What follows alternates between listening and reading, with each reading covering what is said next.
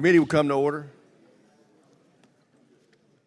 I ask unanimous consent that the chair may declare recess at any point. Without objection, so ordered. Also, without objection, members shall have 5 legislative days to submit written remarks and additional materials for the record. I want to thank our witnesses for appearing today and for your service to our nation. The threats we face are more formidable than at any point in the last 20 years. But the administration's policy of integrated deterrence is doing little to actually deter them. The president's disastrous withdrawal from Afghanistan has left us nearly blind in the worst terrorist hotspot on the globe. North Korea is lobbying ICBMs over Japan and threatening us with nuclear annihilation on a near weekly basis. And Iran continues to fund and equip terrorists targeting Americans. Last week, 1 American died and 7 were wounded when the Ayatollah's terrorist proxies attacked our base in Syria. We continue to sit by and watch as his regime aggressively pursues nuclear weapons. Undersecretary Hall last month stated that Ayatollah is 12 days away from having enough fissile material for a nuclear bomb. We absolutely cannot allow that to happen. Additionally, the Ayatollah is exporting kamikaze drones and other advanced weapons to Russia, and Putin is using them to kill innocent civilians and further his brutal invasion in Ukraine. Putin is also threatening our NATO allies by deploying tactical nuclear weapons to Belarus, stepping away from New START and stepping up his harassment of American forces in Eastern Europe and Syria. But most concerning is the strengthening alliance between Putin and Xi. Putin is literally fueling the Chinese Communist Party's strategic nuclear breakout with Rosatom highly enriched uranium, in what the former STRATCOM commander Richardson described as breathtaking. The CCP has doubled their number of nuclear warheads in just 2 years. The CCP is starting to outpace us on the battlefield as well. The CCP has leapfrogged us on hypersonic technology. They are fielding what we are still developing. And their rapid advances in space were one of the primary reasons we established the Space Force. We all know the CCP is not building these new and advanced military capabilities for self-defense. We watch their ongoing attempts to intimidate and coerce Taiwan and our allies and partners in the region. Just this week, they threatened the Navy with serious consequences after we exercised our right to sail through international waters in South China Sea. And we've heard from combatant commanders over the past month about how the CCP has used economic coercion to gain footholds on new continents. We also heard from their efforts to expand their military presence in Africa and sign a new security agreement in South America and the Middle East. Finally, we all know from the spy balloon incident that Xi and CCP are no longer hesitant to make provocative actions against the American homeland. These are just a few of the growing threats confronting our nation. How we respond to them is the biggest test that we face as Americans. Many of us here, regardless of party, believe we should respond with sustained investment in the men and women of our armed services and the modernization of our conventional and strategic deterrent. These investments are going to be expensive, but neither the President nor Congress can shy away from them. We no longer have the luxury of time. As we speak, our adversaries are rapidly expanding their military capability, showing much less restraint in employing these capabilities against America and our allies, and worst of all, developing a powerful alliance, the likes of which we haven't confronted since the height of the Cold War. We need to make the right investments in the right capabilities to ensure our military can effectively deter and, if necessary, defeat our adversaries. I look forward to working with all of you on this effort. And with that, I yield to my friend, the ranking member, Mr. Smith. Thank you, Mr. Chairman. I want to thank our witnesses, Chairman Milley and Secretary Austin, not just for being here today, but for their leadership and their career of service to our country. Appreciate all of your efforts. I also want to note that this is Chairman Milley's last posture hearing before he retires, and really want to thank him for his service. And most specifically, Chairman Milley has shown a willingness to engage with Congress that has been quite refreshing for me serving. It's always a difficult task. The Pentagon has their job, we have our job, but those two jobs intersect within our Constitution, within our democracy, and I have never worked with a member of the Pentagon who's been more willing and to engage with Congress, certainly to appear before us, but also to meet with us, take our phone calls whenever, because he recognizes the incredibly important role that Congress plays and the oversight role that we must play with DOD. So I thank you for that, and I thank you very much for your service. As the chairman laid out, we have an incredibly complicated and dangerous threat environment. There is no question about that. But I do believe that the National Defense Strategy lays out a vision for how to confront that. We can't make China go, we can't make any of those things that the chairman just talked about go away. We have to figure out, how do we deal with them? How do we deter our adversaries, and what is our central goal? Our central goal is a rules-based international order where sovereign nations resolve their differences through international organizations peacefully. That's what we're trying to do. Now we have folks out there in Russia and China and elsewhere, again, as the chairman outlined, that want to blow that up. They want to challenge that. We have to be in a position to deter that. That certainly starts with having a robust and strong military. We've had the largest defense budgets we've ever seen the last 2 years. The president has just proposed, again, the largest defense budget we've ever seen. We are making that investment. I will spare you the long speech that many of you have heard from me before about how I'm more focused on how we're spending the money, making sure that we're spending it efficiently and effectively. It's always the easiest thing to fall back on and say, gosh, you know, we got to have more money. Everything I've ever dealt with, that's been the answer. But again, I will quote, I think it's Winston Churchill, I could be wrong, who said, "Gentlemen, we're out of money, now we have to think." And that's what I really want to focus on. You know, where are we spending the money and where are we going? What is the objective? Huge part of that objective. We are not going to be able to deter those adversaries that the chairman just laid out on our own. It's an absolute impossibility. We need partnerships and we need allies. And I want to thank Secretary Austin in particular for his outstanding work on helping to build and hold together the coalition that is supporting Ukraine. 54 nations. I think a lot of people accept that as a foregone conclusion. It was not. And it was not easy. It took the leadership of this administration, particularly the leadership of Secretary Austin, to pull it together and help Ukraine. We cannot forget that most people assumed that Ukraine would be taken over by Russia by now. Their incredible will to fight, their courage to stand up has been an inspiration to the world, but it would not have been possible without the support of that international coalition that we helped build. At the same time, we're also building those coalitions to deal with the threat from China that, again, the chairman, I think, did a great job of explaining that threat. But the AUKUS agreement, bringing UK and Australia in, the Quad, where we work with Japan, India, and Australia. We have recently seen Japan step up significantly in terms of the amount of money that they're spending on their defense to be an able partner in that part of the world. We have now an expanded military relationship with the Philippines, a relationship that at the beginning of this administration was very much in question. It was very much in question whether or not the Philippines would go over to China or help us. They're helping us. Building that coalition is a crucial part of how we meet those national security needs that have been laid out before us today. Just a couple of other issues. One is recruitment and retention. A big challenge. I think everyone knows that we are not meeting our goals at the moment, but I think there's a couple important things about that. One, the pandemic had a profound impact on that. We have not been able to recruit effectively for 2 or 3 years. We are now stepping back up and doing that. And also, I've had conversations with Secretary Austin about this. He has experience with this. This is not the first time that the U.S. military has struggled to meet recruitment goals. We have experience in terms of how to make changes and do that. I know that the Secretary is working on that. I look forward to hearing from him about the details of that important issue. And the last thing is something that the chairman and I 100% agree on. Innovation is the key to meeting that threat environment. We have to be able to develop and quickly field new technologies that help us meet our defense needs. And we got a lot of work to do in that area. The Pentagon has never been built for speed. And in this era, with AI, machine learning, and all the new technologies that are coming on board, we need to be able to access those quickly and figure out how to use them quickly. So I look forward to hearing from our witness about the steps that have been taken to change the way the Pentagon does business so we can do that more quickly. Without question, we have an incredibly complex threat environment. But I want to say unequivocally, I know that we can meet it. I know that we have a capable Congress, a capable administration, and crucially capable partners the world over.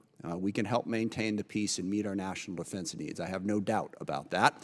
And with that, I look forward to the testimony from our witnesses, and I yield back to the chairman. I thank the ranking member. Our witnesses today are the Honorable Lloyd Austin, Secretary of Defense, and General Mark Milley, Chairman of the Joint Chiefs of Staff.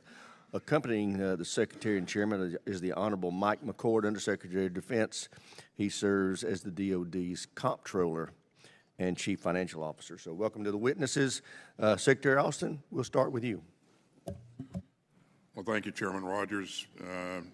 Chairman and Ranking Member Smith, distinguished members of the committee, I'm glad to be here with you today to testify in support of the President's budget request. Gentlemen, will suspend. We need to get the protesters to take their signs down or be removed from the room.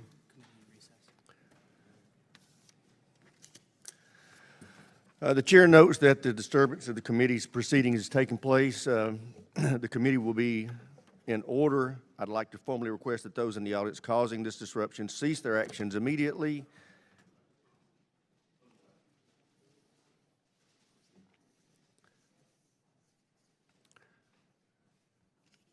I want to advise the protesters or the folks in the audience, if you do this again, we are going to recess and you are going to be removed. Mr. Secretary, you're recognized. Chairman Rogers, Ranking Member Smith, distinguished members of the committee, I'm glad to be here today to testify in support of the President's budget request for fiscal year 2024. I'm joined, as always, by General Milley, and I remain grateful for his leadership.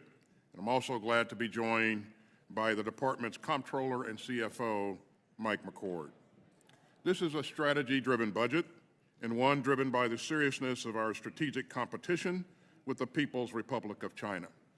At $842 billion, it is a 3.2% increase over fiscal year 23 enacted, and it is 13.4% higher than fiscal year 22 enacted.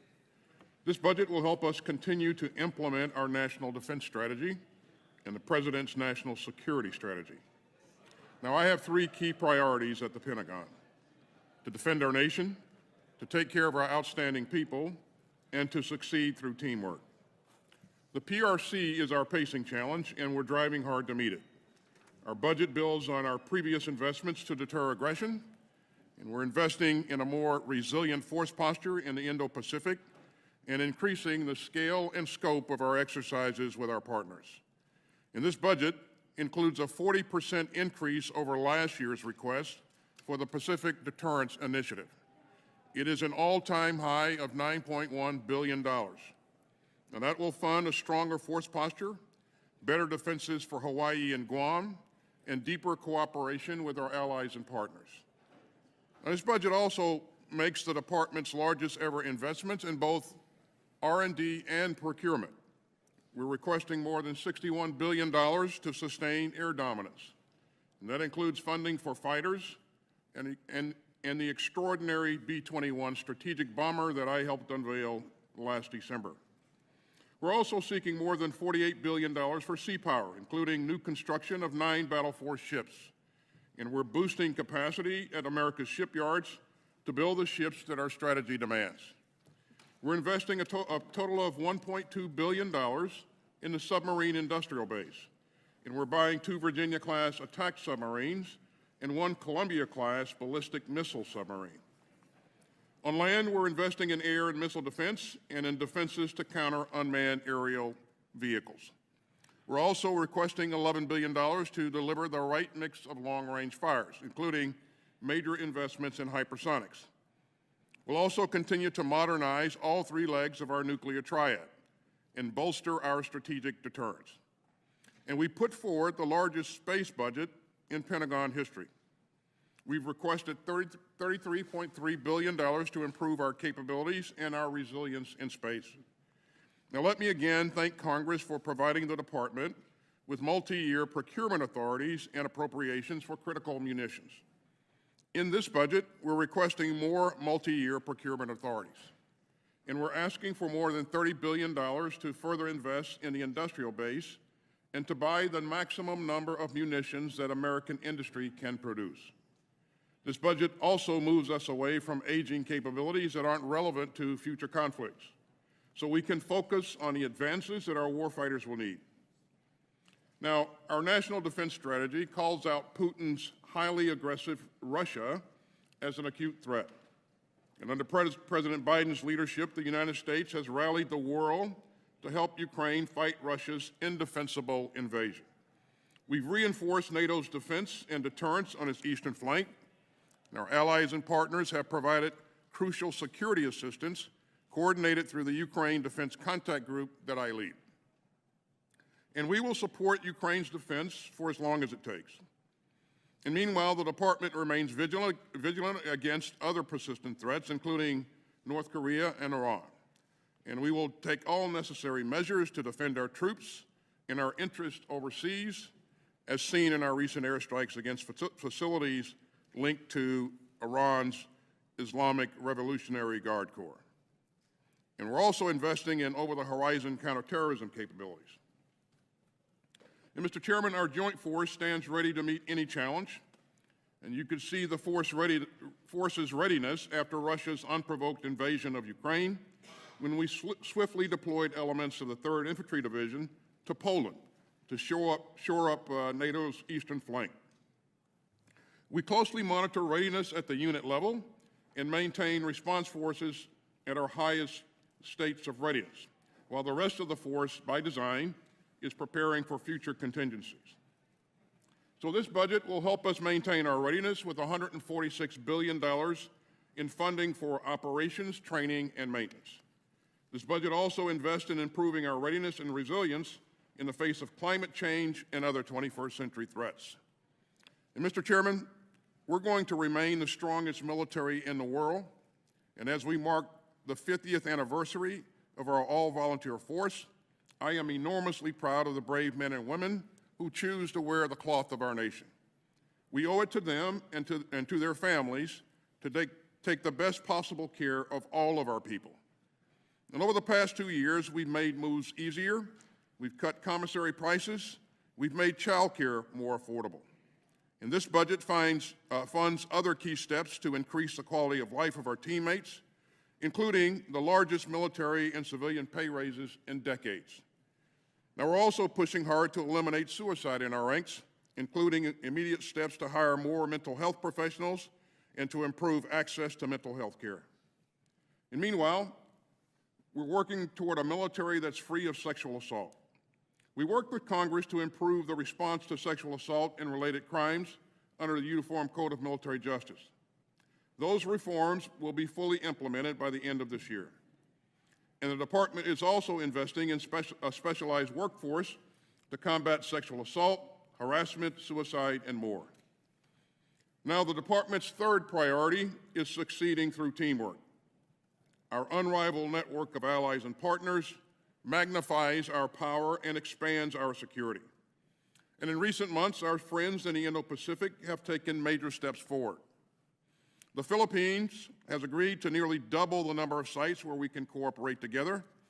Japan committed to double its defense spending, and through the historic AUKUS partnership, we'll work with our Australian and British allies to build game-changing defense advantages that will deter aggression and boost our defense industrial capacity. In sum, Mr. Chairman, this is the budget that will meet this moment, and I respectfully request your support. The single most effective way that this committee can support the Department and our outstanding troops is with an on-time, full-year appropriation. So I look forward to working with all of you so that we can continue to defend our democracy and support the forces of freedom in this hour of challenge. Thank you, Mr. Chairman. Thank you, Mr. Secretary. Chairman Milley, you're recognized. Chairman Rogers, Ranking Member Smith, and distinguished members of the committee, thank you for the opportunity to testify before you today. I've been very privileged to defend this country for 43 consecutive years in uniform, and this may be my last set of posture hearings. So I want to thank you, the Congress, for your continued support to our military for the last 4 decades, not just on this budget, but all the budgets of the past. And I ask that you support this year's request with an on-time budget approval. I'm honored to represent the soldiers, sailors, airmen, Marines, guardians, and families of the United States Joint Force alongside Secretary Austin and Mike McCord, and I want to publicly thank them both for their leadership. Our joint force is the most lethal and capable military in the world because of your support. Our purpose, the military's purpose, is very simple. It's to defend the United States against all enemies, foreign and domestic, and our task is to fight and win in all the domains of combat, to secure America, and prevent great power war. Readiness now and readiness in the future through modernization is our #1 priority, and there is no other #1. The joint force will accomplish this at the FY24 budget request of $842 billion. Right now, the international system is under stress. For the first time, the United States is facing two major nuclear powers whose vital national security interests are in competition with the United States. Both the People's Republic of China and Russia have the means to threaten our interests and our way of life. But war with either is neither inevitable nor imminent. Great power war has not happened in the last 80 years, in large part because of the rules put in place at the end of World War II and the capabilities of the United States military along with our allies and partners. We must remain the most powerful nation if the great power peace is to continue to hold. The People's Republic of China remains our #1 long-term geostrategic security challenge. China intends to be the regional hegemon in the Western Pacific and in Asia within the next 10 years and to exceed the United States' overall military capability by mid-century, and they have publicly stated by 2049. PRC actions are moving it down the path towards potential confrontation with its neighbors or the United States. But again, war with China is neither inevitable nor imminent. Additionally, Russia is an acute threat and remains dangerous. Over a year ago, Russia undertook an illegal and unprovoked war against Ukraine, threatening peace on the European continent and global stability. We are supporting Ukraine to protect its sovereignty and supporting NATO with the United States force presence in every single nation on NATO's eastern flank. This fight is not just in Ukraine's interest, it is in the United States' interest to protect the system that has prevented great power war for the last 8 decades. Iran threatens to push the Middle East into regional instability by supporting terrorists and proxy forces.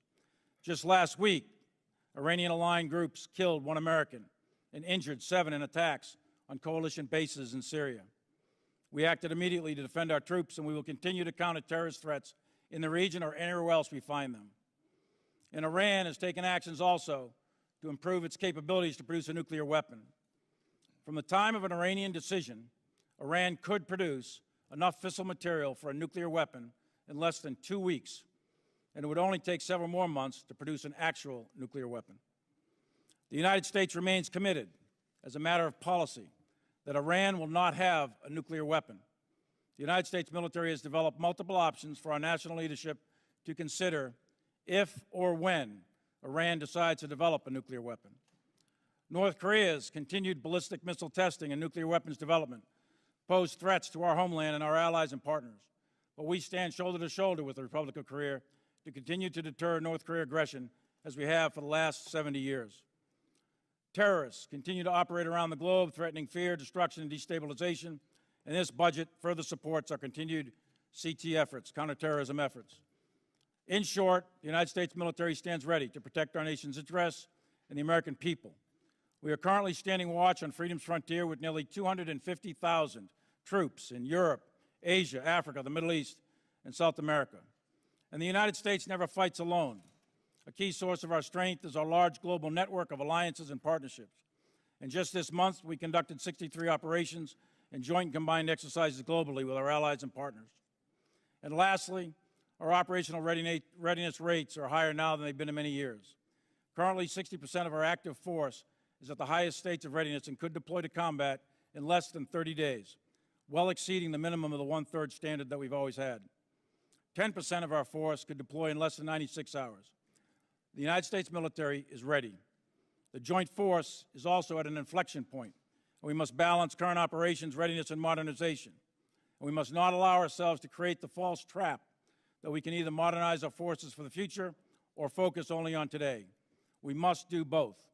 We must integrate advanced technologies, including precision long-range fires, hypersonic weapons, quantum computing, artificial intelligence, robotics, and all-domain sensors.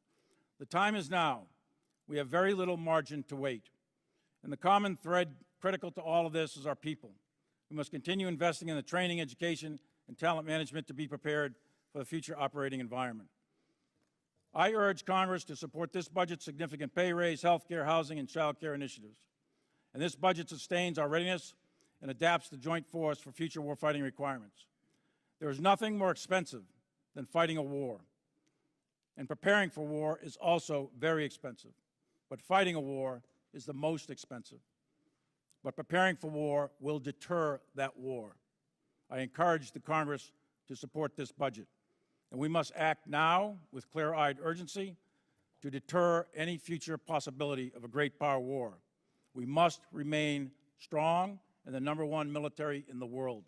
By doing so, no adversary should ever underestimate the resolve of our nation and the strength of our military. And thank you, and I look forward to your questions. Thank you, Mr. Chairman. I recognize myself for 5 minutes. Secretary Austin, General Milley, could you describe for us what it would mean for our ability to deter China if Congress fails to pass the NDAA and/or Defense Appropriations Bill in a timely manner this year? Thank you, Chairman. It would have a significant impact on our ability to conduct new starts, to go after the technologies that we need to be relevant and dominant on a future battlefield. And again, that money, that time is lost, and we won't be able to regain it going forward. So. Mr. Chairman. So thanks, Chairman. Last year we did about 24,000 combined arms live fires, collective training in the ground forces from squad all the way up to battalion and brigade. We did 23 CTCs, that's training rotations through our training centers. We did about 350 mass tactical airborne operations. We are flying all over the world in defense of our country's interests. We're sailing the seas and keeping the freedom of navigation going. If we don't pass an on-time budget, if we go to a continuing resolution, then the readiness levels will drop. We've done the math before. We've done this many, many times in the past years. What will end up happening is all those live fires, a lot of them will go away. We'll end up training basically to squad, platoon, and maybe company level for the ground forces. Our flying hour program, which is averages about 150 hours per pilot for both the Air Force, Marines, and Navy. That will come down considerably, probably by 10 or 20%. That'll have a very negative impact on our readiness. So the bottom line is, in terms of procurement and future, the multi-year starts, all of the things that business needs to continue to supply us with the equipment we need, all of that will be decremented by a significant degree. So the bottom line is our readiness will drop and our future modernization programs will be at risk. Great. To both of you, we're seeing growing cooperation between the militaries of China, Russia, and Iran as well as closer defense and energy supply chain integration. Are we adequately resourced and prepared to deter and, if necessary, defeat this type of alliance? And I start with you, General. The NDS currently is structured so the way it's called is a pacing threat for China and acute threat for Russia. What that really means, and this changed under the former SecDef Mattis, we changed essentially from a two-war strategy, two regional contingency strategy, which was in existence from, I guess, end of World War II all the way up through a few years ago. We switched to a one-war strategy. So we planned to resource, train, man, equip, and force structure our force to be able to fight one major contingency against one great power and to hold in the other theaters. And how long has that policy been in place? At least I know the shift occurred, I guess it was the 2017 NDS, I think it was. Okay. And I was Chief of Staff of the Army. We all participated in it. And it's now we can surge, and we would have to do that, but that's the reality of it. Our military, capability-wise, can fight in a lot of places with different types of contingencies. But if you're talking about a serious conflict with a major great power war, realistically, putting both China and Russia together is a very, very difficult thing. Well, and that's the thing that the committee needs to take note of in the Congress is that for the first 15 years that I was here, we had a strategy that allowed us to fight two wars simultaneously and successfully defend the homeland. And we have already had to drop that down to just one theater, which is scary enough. And I worry that if we do have a disruption in our funding, our authorization, it could further erode that capability. Let me ask, General, can you tell us a little bit about the intentions of Iran in Syria with the recent attacks that we've had there, and what's the security situation like in that theater in Syria? We've obviously had issues with Iran for many, many years. Iran's, in my view, Iran's strategic objective is to drive the United States out of both Iraq and Syria. They want to do that for their own national security interests. They want to establish what is often referred to as a Shia crescent that goes from Iran through Iraq, through Syria into Lebanese Hezbollah.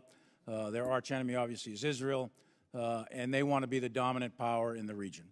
That's what the assessment is from the intelligence community. That's what, and I concur with that. So that's their strategic objective. As you may recall, several years ago, under President Trump, we pulled troops off of the border between Syria and Turkey because Turkey was going to invade. That was in the first month of my time as chairman. Then we pulled back. President Trump approved a security zone, essentially, on the northeast portion of Syria, where we put a little bit less than 1,000 troops.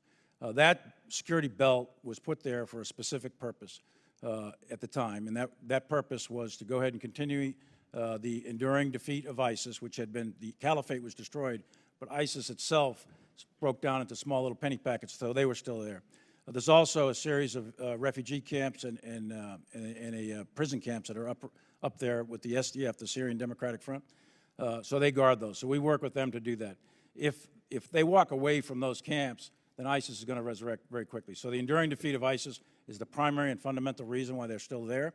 I do think, and I applaud members of this committee that have initiated discussions of that. I think that's worthwhile. And I think one of the things that we want, us in uniform, we just want to know the American people are behind us. If we're going to put our lives on the line, we want the American people to support us.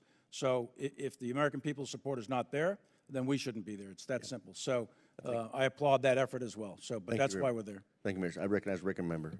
Thank you. First of all, I want to voice my very strong agreement with the Chairman's initial line of questioning on the importance of passing the appropriations bills in the NDAA. I would add that each week that we don't raise the debt ceiling also places our budget in jeopardy. And at the end of the day, I mean, we can argue back and forth about whether we should add $10, $20 billion to the defense budget, but vastly more important is just being able to pass it, being able to put it in place, and also to not introduce the economic insecurity that's involved with not raising the debt ceiling, let alone getting to the point where we breach that ceiling and stop paying. But that would just be devastating to our national security and everything we're talking about here.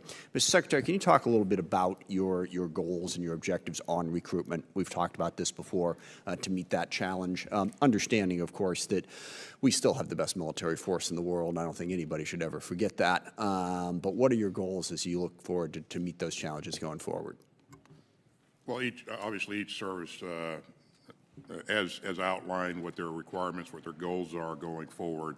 And as you know, last year, the service that fell short by the largest margin was the Army. But all of the services have recognized the challenges that we're currently facing, the headwinds that were created by a couple of years of COVID, the inability to get into high schools, the inability to engage centers of influence, and so that's 2 years worth of headwinds that we are now working to counter, to improve our efforts here. I think the services are doing the right thing in terms of investing in marketing, investing in the right kinds of recruiters, making sure that our recruiting stations are in the right places, going to where, in terms of where the applicants are, going to where they are, in the media, and also reestablishing, the connectivity that's really, really important. As you mentioned earlier, Chairman, this is not the first time that the military has been faced with challenges in recruiting. And, I was assigned to recruiting command because we had challenges in the past as a young captain. I learned a lot about recruiting.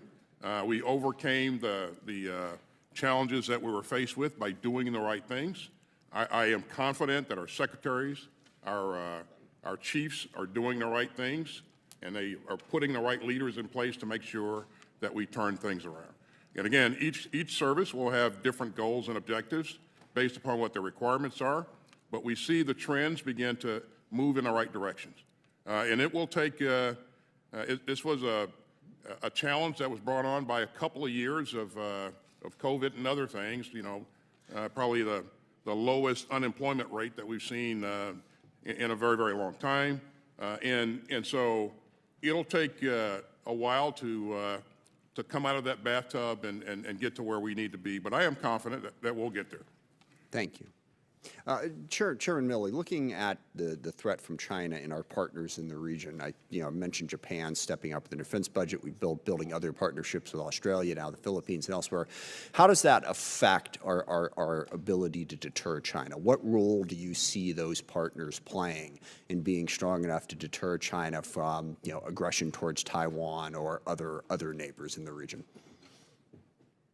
Well, not only in Asia, but one of our key advantages as a nation is our network of allies and partners around the world. And in Asia, of course, we have bilateral defense treaties. In Europe, you have NATO, but in Asia, we have bilateral defense treaties with Japan, South Korea, Thailand, Philippines, and Australia. And that is a network of alliances that is really strong. It's very powerful. You mentioned AUKUS in your opening comments. So that is a very powerful deterrent, I think, to China. When you add in the combat power that we can bring to bear, the United States military, in combination with that of our allies and partners in the region, and then add in both Britain and the U.K., which have run exercises in the Asia-Pacific with us. And then there's a whole string of other countries that are very, very close to us, but not official Senate-ratified partners. In combination, they bring a tremendous wealth of capability both on the land, sea, and air. So in combination, that's a very significant amount of military power. Yeah. Thank you very much. I yield back, Mr. Chairman. Thank the gentleman. The chair now recognizes the gentleman from South Carolina, Mr. Wilson, for 5 minutes. Thank you, Chairman Mike Rogers and Ranking Member Adam Smith, for your bipartisan continued efforts to achieve peace through strength. And General Secretary, thank you for your service. We want you to succeed, as I certainly told General Milley yesterday. And that is that we must face the global war on terrorism, which continues of 9/11, and understand, sadly, that the risks are ever increasing with terrorists coming across the southern border. Additionally, there is bipartisan understanding that we have a worldwide competition between democracies of rule of law opposed by authoritarians with rule of gun. Today, war criminal Putin is perpetuating mass murder in Ukraine. The Chinese Communist Party is threatening Taiwan. And the regime in Tehran pledges death to Israel, death to America. With that in mind, indeed, there is such bipartisan support. I'm grateful to quote an unlikely newspaper, the Washington Post, lead editorial. And so, Mr. Chairman, stay seated. On March 6, which confirmed the murderous invasion of Ukraine by war criminal Putin demands Western support. And, quote, President Biden will be tested and judged by his own success in making a similar case for this country to step up by applying its industrial might. It continues, it is a gap between the West's supportive rhetoric on equipping Ukraine and the pace of actual deliveries of arms and munitions. For our European allies' security, it is also to maintain a basic principle of civilized international relations that one state cannot invade and subjugate another, end of quote. Again, it's clear that President Biden, according to the Washington Post, and the administration will be tested and judged by his decision to support the courageous people of Ukraine. And so with that, indeed, General Austin, I want to thank you for what you have done in supporting our allies and partners, specifically the most recent Ukraine and European Defense Initiative, along with foreign military sales. However, we must continue to improve expediting and accelerating these processes and rapidly being critical to allow Putin to not succeed with his conquest in Ukraine. With that, a question, since we have nearly 8,000 tanks and tank hulls, can we feasibly increase the amount of M1 tanks that are being provided to Ukraine? And additionally, can we, with pre-positioning, immediately provide these to provide peace through strength? Well, so let me begin by thanking you and thanking all of Congress for what you've done to support the effort in Ukraine, our efforts to provide security assistance. And as you know, the United States continues to lead the way. We've invested well north of $30 billion in this endeavor, and it has made a difference in the Ukrainians' efforts to defend their sovereign territory. And we will continue this work for as long as it takes. We talk to our counterparts every week. I talk to the Minister of Defense. Chairman talks to his counterpart at least once a week, probably a couple of times a week. We talk to them about what their needs are, what they're doing on the battlefield, and then I meet with them in person every month. And so we really feel that we have a real up-to-date and good feel for what the Ukrainians' needs are, what's required for them to be successful in this fight. And they have really done a great job thus far in countering an adversary that's was incredibly more powerful and resourced than they were, and they fought well and they've inspired us all. They continue to do so. What you've seen most recently is that we have Marshall infantry fighting vehicles, Bradley infantry fighting vehicles, Strykers, Martyrs. The Germans are giving Martyrs, Leopard tanks, a number of capabilities to enable the Ukrainians to go on the offensive in the spring when they choose to do so. Hey, General, I don't mean to interrupt, but I want to thank you. But I do want to point out the American people need to know that in terms of percentage of GDP, actually we're number 9 in terms of providing aid, and so we're not alone in our help. And a final point that I need to make to General Milley, and that is that I appreciate every effort to observe or monitor what the CCP sees is what they're doing, because to me, as they're in the Indo-Pacific, the ultimate target is going to be the Republic of India, the world's largest democracy, and so we need to be successful in protecting Taiwan. With that, I yield back. Thank you. Thank you, gentleman. Chair, and I recognize the gentleman from Connecticut, Mr. Courtney, for 5 minutes. Thank you, Mr. Chairman, and thank you again to both witnesses. Secretary Austin, in your written testimony, you highlighted this month's historic gathering at Naval Base Port Loma in San Diego, where President Biden, Australian Prime Minister Anthony Albanese, and UK Prime Minister Sunak announced the optimal pathway to execute the AUKUS security agreement, which will provide Australia with a conventionally armed nuclear-powered submarine capability. As you well know, the U.S. has not shared this closely guarded technology with another nation since 1958, when we did so with the British Navy. The plan is to sell at least 3 Virginia-class submarines to Australia in the early 2030s. Can you describe the strategic benefit to the U.S. of sharing these precious assets at the same time that we're building up our own undersea fleet? Our undersea capability is one of our clear advantages that we have over any other nation in the world. And helping an ally like Australia develop a capability that can complement the capability that we and the UK bring is critical. And it will help us to deter. It will help us to achieve our objective of maintaining an open and free Indo-Pacific. And I think, the interoperability that comes along with this, I think, is also very, very powerful. So it is a generational capability that will increase our overall capability as allies by orders of magnitude. Thank you, Mr. Secretary. And it's clear from your response, though, that in order for the U.S. to meet its fleet requirements and also fill Australia's looming undersea capability gap, boosting the size and productivity of our industrial base is a national security priority.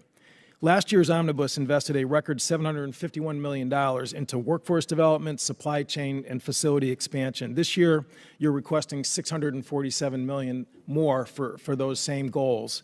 Can you speak to the need for Congress to approve this amount in order to make AUKUS work and to grow our domestic industrial base capacity in parallel? And can you also discuss the need to reform U.S. export controls to enable technology sharing, in order to make AUKUS succeed?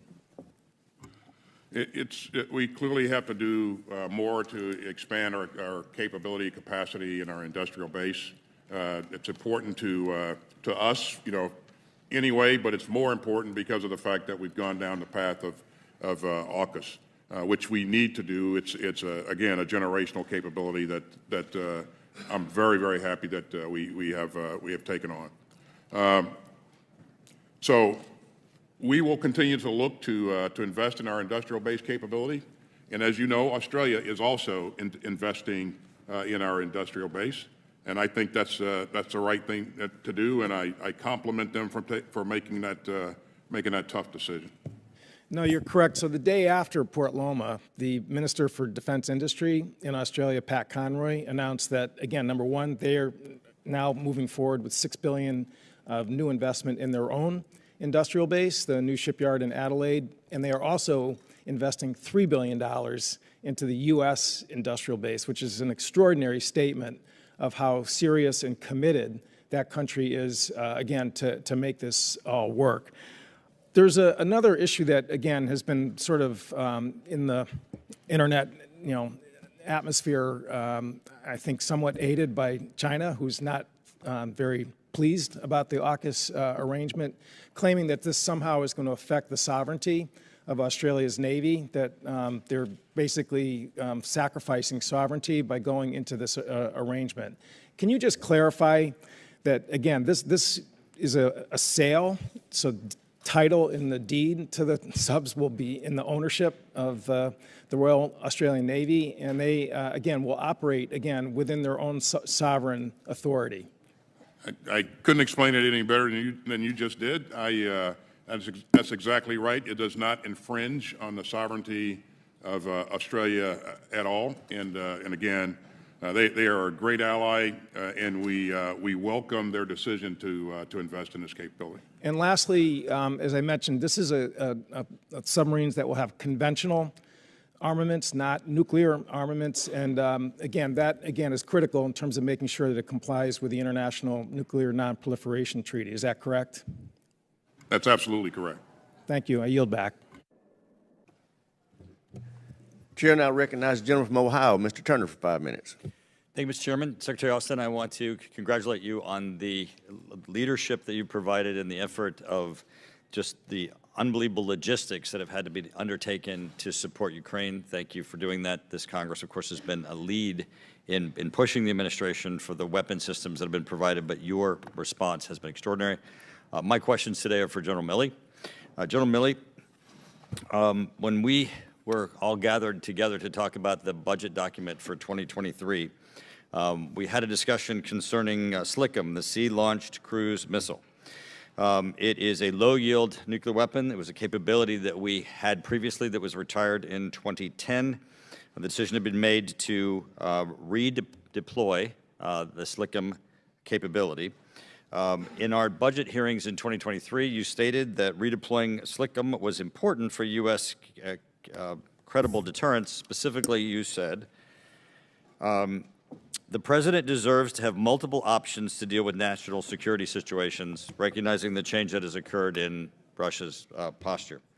Does that remain your position today? It does. There's alternative views, but that's my position. That's correct. Thank you. Turning to the issue of spectrum, that is radio frequency spectrum. As you know, DoD is not just a user of radio frequency. You're a part of the federal government. The federal government is an owner of radio frequency. You don't operate in those frequency areas as a licensee or pursuant to a lease. You are part of the use of the federal government of reserving to itself for its own use radio frequency spectrum. There have been attempts to diminish or limit the access of the Department of Defense to radio frequency spectrum. I believe it's in the 3.1 to 3.45 gigahertz spectrum. I know you'd know more about this than I would. Could you please give us some information about what would that mean if we require DoD to move from the spectrum that you're currently in, or if we allow others into the spectrum? How would that affect your operations? It would be significant. I don't want to go into great detail in an unclassified session, but it would be significant in terms of our ability to sense the environment and respond to threats in the environment, things like radars, et cetera. So I think... I think you need to turn your microphone on. Oh, okay. So let me just say that again. It would be significant impact, I think, on national security if we were compelled to vacate that portion of the spectrum. There's an ongoing study. My recommendation has been to the Secretary and to don't make any final decisions until that study is complete, which is estimated to be in September. When that study is complete, then we can make some fully informed recommendations, and then the President can make appropriately informed decisions on what to do with that spectrum. Ultimately, a lot of people want to share it, And I understand that, and I understand the principle behind it, and I think the economy is really important, and there's trillions of dollars at stake here. All of that's true, but there's also significant national security interests in that particular portion of the spectrum. So we've got to do it right, and if we make a mistake at it, we're going to be paying for it for years, not only in dollars, but in risk down for a decade or two. So it would affect our capabilities, I'm correct, sorry? General? It would affect our capabilities. It would absolutely affect And our it would capabilities. cost us trillions of dollars, not just trillions of dollars in the economy, trillions of dollars in defense spending to try to adjust, to move you from your spectrum. To be honest, I'd have to get you some numbers off to Mike McCord, but it'll be a lot. It'll be a lot of money. Excellent. Turning to, sorry, Secretary, my questions for General Milley. General Milley, turning to missile defense. Russia has changed its posture with respect to nuclear weapons, now claiming that they might put nuclear weapons in Belarus. Certainly, saber rattling, indicating they're suspending New START. They have undertaken development of Poseidon, Skyfall, Avangard, hypersonic nuclear weapons, Satan II, which is a MIRVed weapon. China is perhaps tripling their nuclear weapons capabilities. Do you think it's time that we revisit missile defense as we are sitting without real capabilities to respond if there is an attack upon the United States? Well, to be clear, strategic stability depends on an assured second strike capability, which we have, and we can guarantee it without question. So the United States, from a nuclear deterrent posture, we are very secure because we have an exceptional nuclear system enterprise consisting of the triad that you're well aware of and the NC3, and we're trying to recapitalize that for the out years. But so the stability of the nuclear system is an assured second strike. That's the fundamental underpinning of deterrence between us and Russia. But there are other countries out there that are advancing. North Korea, for example, maybe not with Iran, who knows. So with smaller numbers. And I think an integrated air and missile defense system is critical. We have that in the Pacific. We have a layered defensive system that comes all the way from Japan all the way back with radars and sensors. And we have a number of capabilities that can shoot down incoming threats. And I think that making that robust is a smart thing to do. We did a missile defense review, and there's piece parts in that. This is very expensive. It takes many years, but I think it's worthy of consideration. Gentleman's time's expired, Chair, and I recognize the gentleman from California, Mr. Garamendi, for 5 minutes. Thank you, Mr. Chairman, General, and Secretary. Thank you for your service in an extraordinary, difficult period of time in this world. You displayed true leadership and also a great deal of intelligence and thoughtfulness. Thank you very much for that. Both of you have talked about readiness in some detail, but it really doesn't make much sense unless we talk about weapons sustainment readiness. We love to buy new, bright, shiny things, and we certainly do, but we often don't bother to maintain it. So what are the actual costs when we purchase a platform? Do we really consider the sustainment cost of that new platform when we purchase it? Sustainment requires that we have the right people at the right time in the right places to sustain the aircraft, the ships, and the other platforms that we depend upon. All too often, sustainment has been left behind. It's an acceptable risk.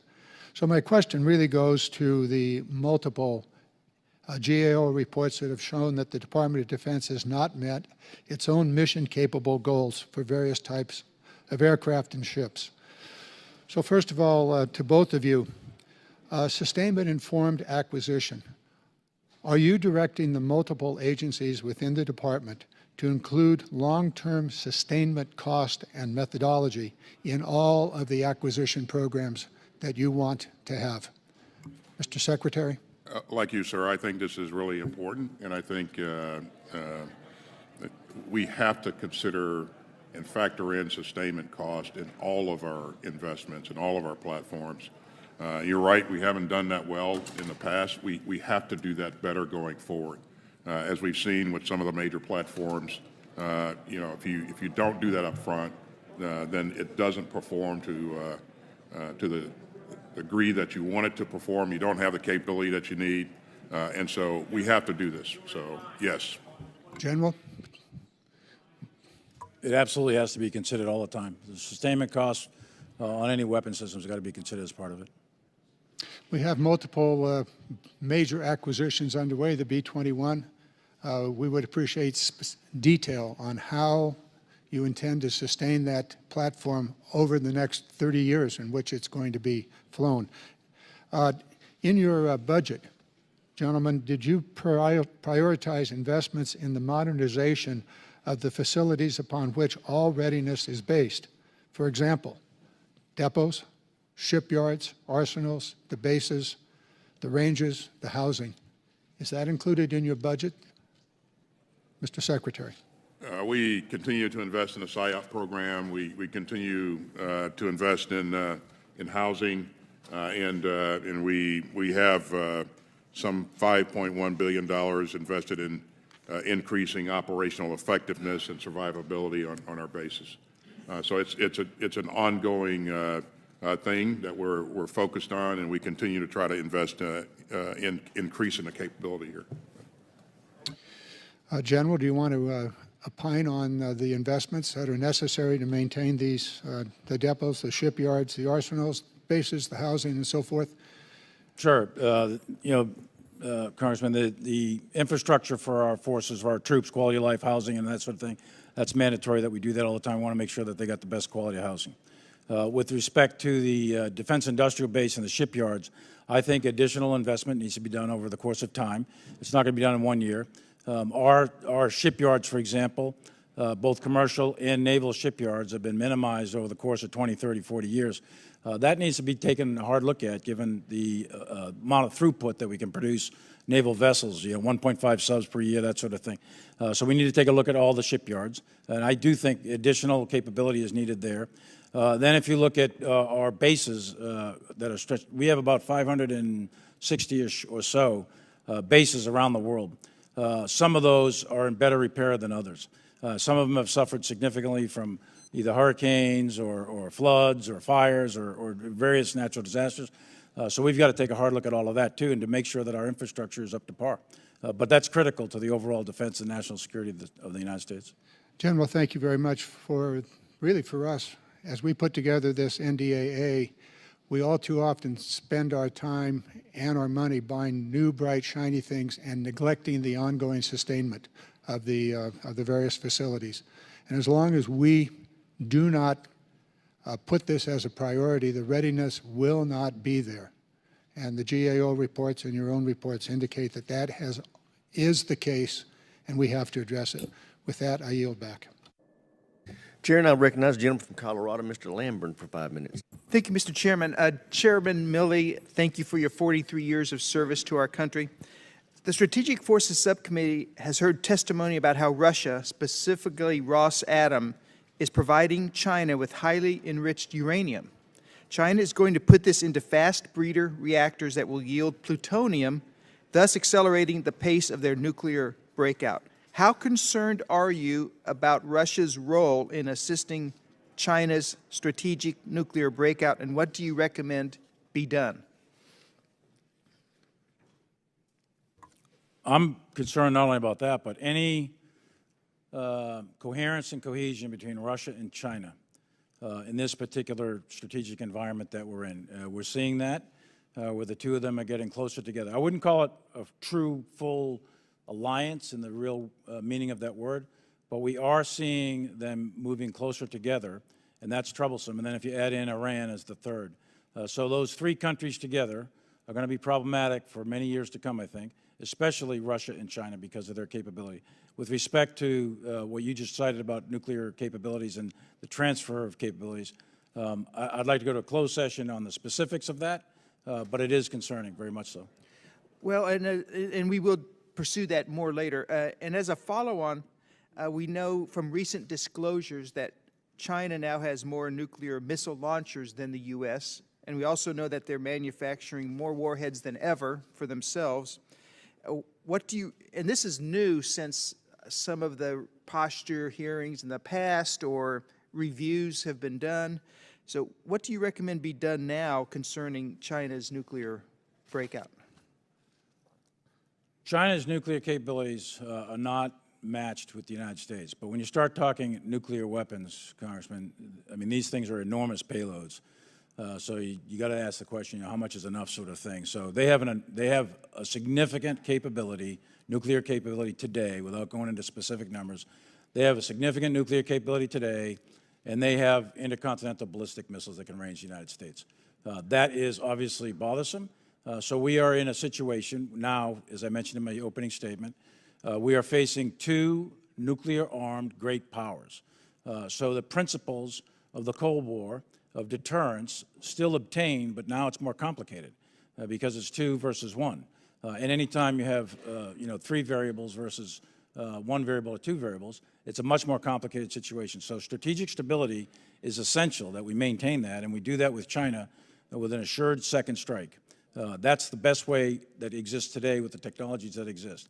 We are probably not going to be able to do anything to stop, slow down, disrupt, interdict, or destroy the Chinese nuclear development program that they have projected out over the next 10 to 20 years. They're going to do that in accordance with their own plan, and there's very little leverage, I think, that we could do externally to prevent that from happening. There might be some economic levels of power. There might be other things in the intelligence world, but for the most part, they're probably going to step out. They have a national goal to be a global, to be the global co-equal with the United States and superior militarily by mid-century. They're on that path to do that, and that's really disturbing. That's really bothersome, and we're going to have to not only keep pace, but we have to outpace that, and that'll assure the peace. Well, and a lot of us are concerned that the New START treaty was negotiated with the Russians in mind, and China was a minor, That's right, relatively minor player at the time. That's right. So, That's correct. And I mean, there are arms control agreements and regimes, et cetera. But at the end of the day, all of those are good, and I support all of those. But at the end of the day, military power matters. And our military power has to always exceed that of China in all of the domains. And if we do that, then we have a better chance at deterring any kind of conflict with China. Thank you, thank you. And we need to continue that debate on what comes after New START. That's right. For both of you, my subcommittee and the whole committee wants to make sure that hypersonics development proceeds as rapidly as possible. If we can identify ways to accelerate their development, whether through pinpointed funding increases beyond the President's budget, expanded testing capabilities, or just overcoming bottlenecks in general, would you both be supportive of that? I am, sir, and we're doing all of that. We're investing some $11 billion in long-range fires in this budget, and hypersonics is a part of that. We invested in hypersonics last year. 2 years ago, or 18 months ago, we pulled CEOs together to talk about things that we could do to speed up our efforts here in hypersonics. And they identified some of the things that you're talking about, a greater range access, better ranges, and so we're working all of that. So I think if I look at what we're doing recently, we had 12 successful tests, hypersonic tests here in the last year. Not every one of them is going to work, but we had 12 successful tests, and we'll continue that work going forward. Gentleman's time's expired. Chair, and I recognize the gentleman from New Jersey, Mr. Norcross. Thank you, Chairman. I want to thank the witnesses for being here today, and certainly to you, General Milley, for your service, and echo the comments of the Chairman and Ranking Member. We had close to 3 years of COVID pandemic that had a direct disruption on the America output, but also the defense industrial base. So we recognize this has caused considerable amount of backlog and disruption. The defense industrial base, and we've heard it not only here on the dais today, but we've heard it across many of our committees on not having the workforce. Our industrial base is resilient, but certainly hasn't been able to answer the call the way many of us had expected. The President has directed the Department to increase the use of the American industrial base, understanding that certainly we have allies and partners. And let me just make the statement, partners are with us all the time, not just our part-time partners. What actions has the Department taken to date, and what actions do you plan, Secretary Austin, that would increase the use of this industrial base capacity and capabilities to meet our defense? Well, we have done a lot, and we will continue to do more. First of all, let me thank you for providing us multi-year contracting authorities. That sends a strong signal to the industrial base. We've asked you for more of those authorities in this budget, and we would be grateful if you would favorably consider them. We've also sent a strong signal by the amount that we're asking for procurement, $170 billion. And that, again, that's a good signal to industry. We've reached out to the industry leadership, met with them, talked to them about things that we could do to work together to expand capacity in specific areas. We've asked the President for additional authorities with the Defense Production Act to expand certain lines of, especially in munitions.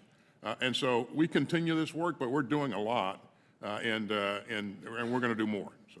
To follow up on the Defense Production Act, would you give us more specifics where it has been applied? And you had just mentioned you're looking for the White House to expand it, not only where, but where we want to apply it. We can certainly follow up with additional details in writing, but a good example is what we've been trying to do with acquiring and purchasing 155 munitions. We've asked for extra authorities to lean into that, and the President certainly gave us the help with that, and he continues to help in other areas as well. So. We certainly appreciate that, and almost 3 years ago, we started to invest very heavily in the armaments and explosives, or we would be even in worse condition. Any authorities that is not available to you now that you would need to help expedite this? Quite frankly, no. I think that, again, we've asked you for additional authorities to do multi-year contracting. That would help us if you would give us additional authorities in this budget. But Congress has been very, very responsive and helpful, and the President has as well. So we're not only working with our industrial base, but we're working with allies and partners to work with them, to talk to them about how they can expand as well and increase their productivity. Thank you. The industrial base of America, as we know from previous wars, answers the call. We just need to make sure that America is asked to do it and bring home some of that incredibly important work that has been offshored from years past. With that, I yield back. I thank the gentleman. Chair, and I recognize the gentleman from Virginia, Mr. Whitman, for 5 minutes. Thank you, Mr. Chairman. I ask unanimous consent to submit the 3 charts I'm about to present for the record. Without objection, so ordered. Thank you. Secretary Austin, General Milley, thank you so much for joining us today. General Milley, thank you so much for your 43 years of service to our nation. Incredibly, incredibly contributive to the overall effort. Gentlemen, today we face the threat of our lifetime. The CCP is indeed that.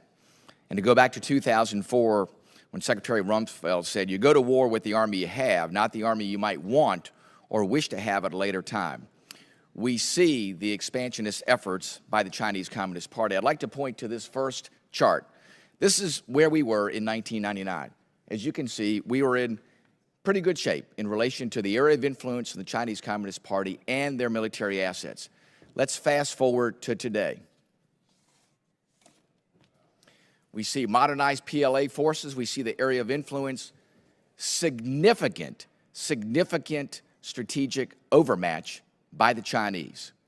Incredible. It's hard to believe that this is what they've done through those years to not only catch up, but to surpass us.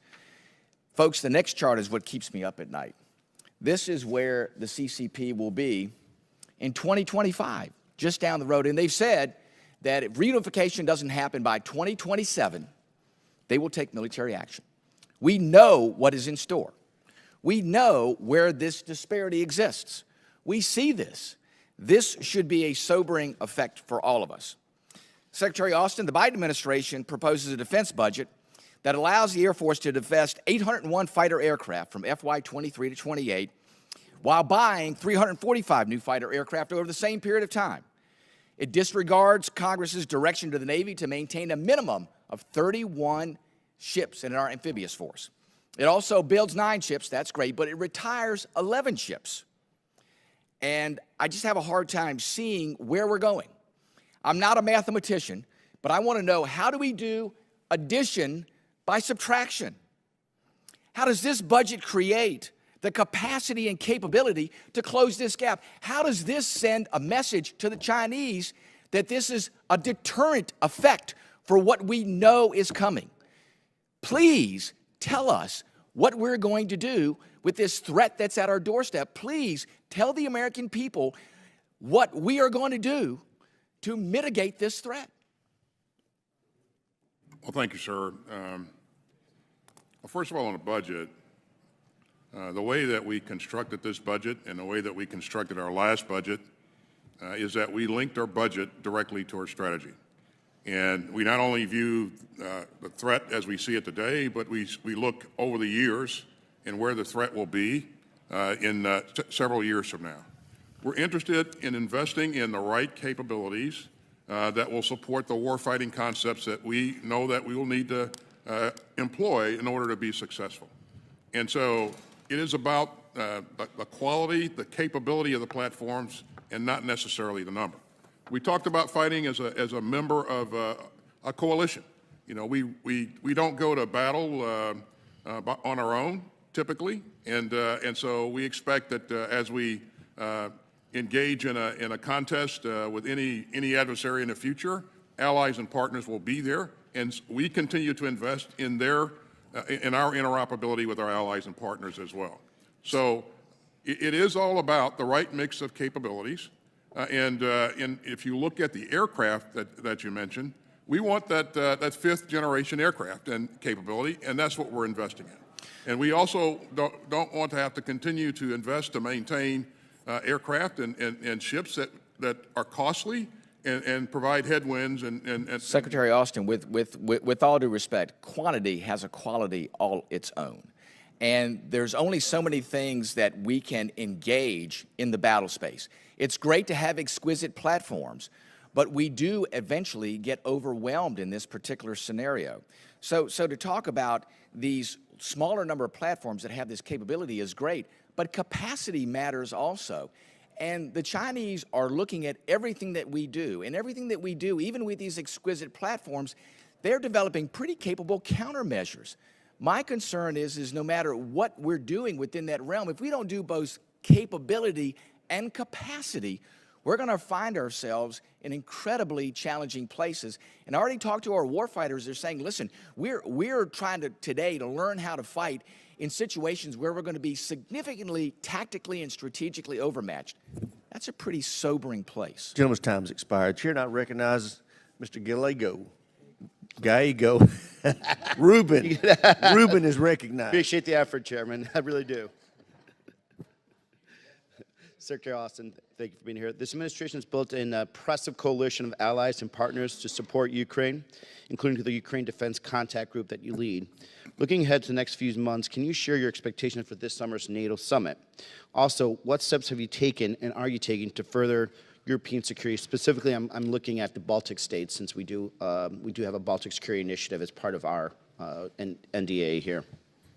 Well, thanks, sir. As we go into the summit, I think what you'll see in that summit is a strong display of unity. No one imagined that this alliance would be as unified as it is today. You know, a year ago or several years ago, you recall that we were discussing the relevance of NATO several years ago, and now not only are countries united, we see resolve that we haven't seen in a very, very long time, and we see countries investing more in their defense, and so I think what you'll see going into that summit is a call to action for countries to invest even more. To number one, meet the Wales pledge of 2% of their GDP, but to exceed that and invest in relevant capabilities that can strengthen NATO's efforts.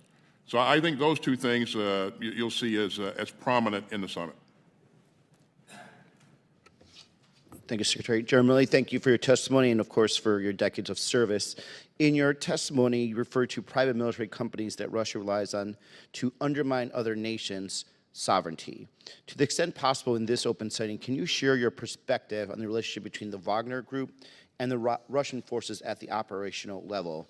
And are you seeing the Wagner Group's presence in Africa change as a result of the war in Ukraine? As you know, the Wagner Group is a mercenary private military company. They're conducting combat operations right now in Bakhmut primarily. There's probably about 6,000 or so actual mercenaries and maybe another 20 or 30,000 recruits that they get, many of whom come from prisons. And they are suffering an enormous amount of casualties in the Bakhmut area. The Ukrainians are inflicting a lot of death and destruction on these guys. In addition to Bakhmut and Ukraine, Wagner Group is in many, many other places, most notably in West Africa, where they essentially have taken over a country. And they've pushed out the French out of, I think it was Mali, and some other places. So the Wagner Group is a very aggressive group. It's led by a very ruthless guy, Prigozhin. He purports to be a businessman, but he's got an incredible criminal background behind him. So this is a dangerous group. They're quite large, they're quite powerful, and they have at least reached throughout parts of Europe and into Africa and maybe some parts of the Middle East. We ran into them in the Middle East a couple of years ago in Syria, about a battalion-sized force that was attacking one of our positions, and we destroyed that force. So they are there. They're aggressive. Most of them are former Russian soldiers of one kind or another. A lot of internationals work with them as well. So very dangerous group, long reach, very wealthy, very rich, and they are probably very disruptive internal to Russian society. Thank you, Chairman. Secretary Austin, in your testimony, you highlighted the challenges both China and Russia pose. What step is the administration taking, or steps, to counter both Chinese and Russian influence in Africa and South America? Thanks, sir. The most effective way to counter their efforts in those areas is presence. What our combatant commanders are doing to not only be present in those spaces, but also help our partners, our allies, build partner capacity as well. And so, for the investment of a small number of professionals working with partners, we can achieve tremendous results. But presence speaks volumes, and so we're going to continue to do what's necessary to make sure that our partners in the region, in those various regions, know that we're the best investment, we're the best partner to have, and we're going to be with them for the long term. Thank you, Mr. Chairman. I yield back. Thank you, Mr. Gallego. Chair now recognizes Mr. Scott from Georgia. Thank you, Mr. Chairman. Gentlemen, thank you for being here. I know we've talked a lot about Russia, Iran, China, the alliance between the three. I guess the most brazen thing that I've ever seen or in recent times with an attack on the United States has been what China did with flying a spy balloon over sensitive military installations inside the United States. And yet, less than 15 days after that occurred, Ford Motor Company announced a multi-billion-dollar alliance with Communist China on battery technology. Secretary Austin, I'm concerned about how we purge China from the DoD supply chain.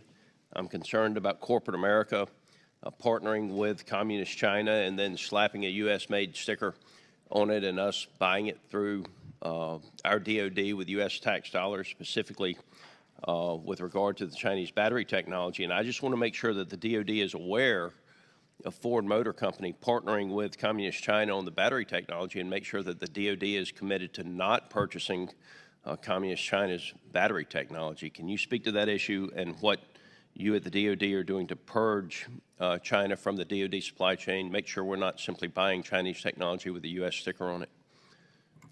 Well, thanks, sir. As you know, this is a far bigger issue than just the Department of Defense. We support a rules-based global market and that's been what we've supported for a long time. As you do that, certainly you will have supply chains that run through places like China. But what you've seen our leadership do recently is move to, as best we can, begin to onshore some of those capabilities that are represented in those supply chains and limit our liabilities there and limit our exposure. Secretary Austin, if I could, would you agree that if you send money to one person and that person sends money then to Communist China and Communist China then uses that money against the United States, that, I mean, that's a circle where our dollars are being used against us? Yeah, I think the best thing that we can do and are doing is to continue to invest in our industrial base, continue to invest in our... I agree with that 100%. Yeah. I don't mean to interrupt you. I'm getting short on time, and I want to move to another question, but I would just tell you that I think it's counterproductive for the Department of Defense to purchase technology developed by the PLC and Chinese corporations. I think there's better technology available, and corporate America does not need to be allowed to sell,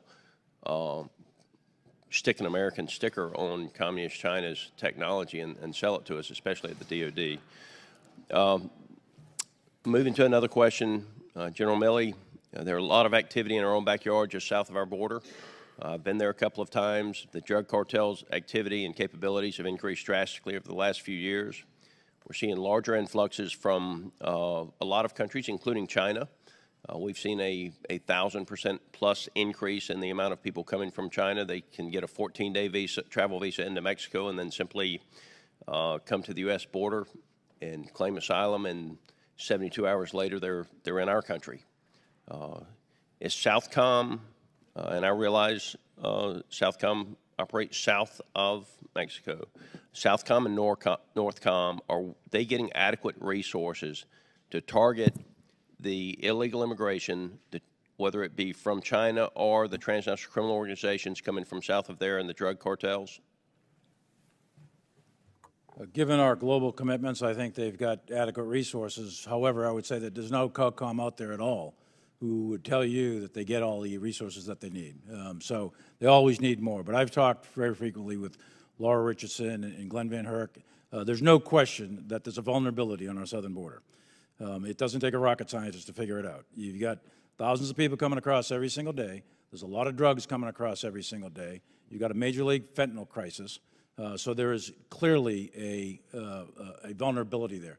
And, of course, the precursor chemicals for the fentanyl, et cetera, come from China and so on.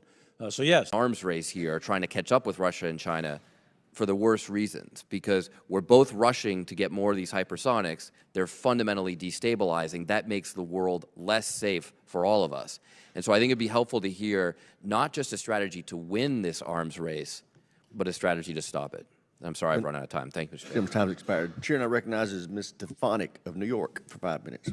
Thank you, Mr. Chairman. I want to ask both Secretary Austin and General Milley about the unique role the 10th Mountain Division and Fort Drum play in great power competition. I recently had the opportunity to visit with Major General Anderson, who's doing a great job after the tremendous leadership by General Beagle up at Fort Drum, and we discussed General Anderson's Alpine initiative to return the 10th Mountain Division to its roots of cold weather operations and mountaineering.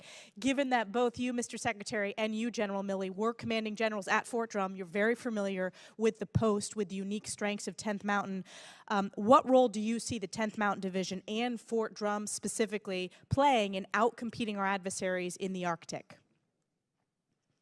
I think 10th Mountain Division can play a significant role and does play a significant role in that endeavor. I would also say that they're a multi-purpose division. It can, as they've demonstrated, they can go a number of places and be very, very effective because their strength is the quality of their people and their leadership, and that's been demonstrated over and over again. So. General Milley. Yeah, thanks, Congresswoman. A couple of things. First, they're trained in Arctic operations, so that's a key thing, and as we know, the Arctic's opening up. Secondly, is they're light infantry, so they can rapidly deploy. In fact, it's the most deployed division in the Army. So the rapid deployment is key, and that acts as a strategic deterrent. They're one of the first units we deployed to Europe. In fact, we've got a unit just coming back from the 10th, and there's another unit going over from the 10th over to the Ukraine area. The third thing is they're optimized for urban combat as light infantry. They're very effective, and as the world becomes ever more urbanized, the probability is higher rather than lower that decisive fights, battles will occur in highly dense urban areas. So 10th Mountain has a lot of unique capabilities, and they bring to the fight rapid deployment, urban combat, mountain warfare, winter warfare, and it's a great outfit. It's a great port. It's a great place to work and live and serve our country. Yeah, thank you, General Milley and Secretary Austin. You took my line, General Milley. I always like to point out that it is the most deployed division in the U.S. Army since 9/11, and we're grateful for so many military families that I've gotten to know over many years. I want to shift gears here, still related to Fort Drum, but specifically missile defense. Iran has never been closer to a nuclear weapons capability and has demonstrated a space launch capability, which has a direct technical application to an ICBM. For over a decade, it's been U.S. policy to be ready for a third homeland missile defense site should the Iran threat mature. The previous NORTHCOM commander testified as long ago as 2015, an additional missile defense site would give us increased inventory and increased battle space with regards to a threat coming from the direction of the Middle East. And while you have both Iran increasing their development of nuclear weapons or nuclear weapons capabilities, as well as North Korea continue to develop their ballistic missile capabilities, I want to get your response to Fort Drum has been designated as a potential third site. Why that would be important to include a third homeland site to provide with more confidence to intercept any potential missile. Secretary Austin. I'll certainly defer to the work that we're doing being completed and looking at the results of that work. But certainly Fort Drum is has tremendous capability and a great community. So I think if that site is chosen, I think it would be a good choice. That site has been chosen by the Department of Defense. That was announced a few years ago. We worked on that in the NDA. It's also current in previous NDA. Fort Drum has been designated as the potential third site. General Milley. Potential third site. Potential third site. Yeah. So, what is the process of ensuring that we're focused to meet the needs, not of, the past, but of the future, 2030s and 2040s, because it takes a long time for that infrastructure investment, for that to be potentially completed. So what is the timeline, General Milley or Secretary Austin? I don't think a timeline has actually been established, but I can tell you that what we're talking about and what you're talking about, I think, is a project that's been out there for quite some time on the books. You're looking at probably 20 to 40 silos, something like that, and then the missiles to go with it. It would probably take a decade to actually put that in. It would take billions. I don't know exact cost figures, but it would take billions. The question is it strategically worthwhile? I personally think yes, because we have a missile threat from North Korea, but we have an arrayed system of sensors in the Western Pacific all the way to California, and we've got missile capabilities that can engage North Korea. When you're dealing with China and Russia, you're dealing with an assured second strike because of the volume. But in Iran, if they were to develop the ICBM level of missiles, which they haven't yet, but if they do, and they're developing the piece parts with space launch vehicles, and if they were to then develop a nuclear weapon to put on top of that, that's where it becomes important. Now, are they on the road to do that? I think that's a choice that people in a judgment that the intelligence community and others would have to make. I personally think developing those systems on the East Coast would be helpful, and it would further enhance the protection of the United States. Thank you very much. General Lee's time's expired. Chair now recognizes the gentleman from California, Mr. Carbajal. 5 minutes.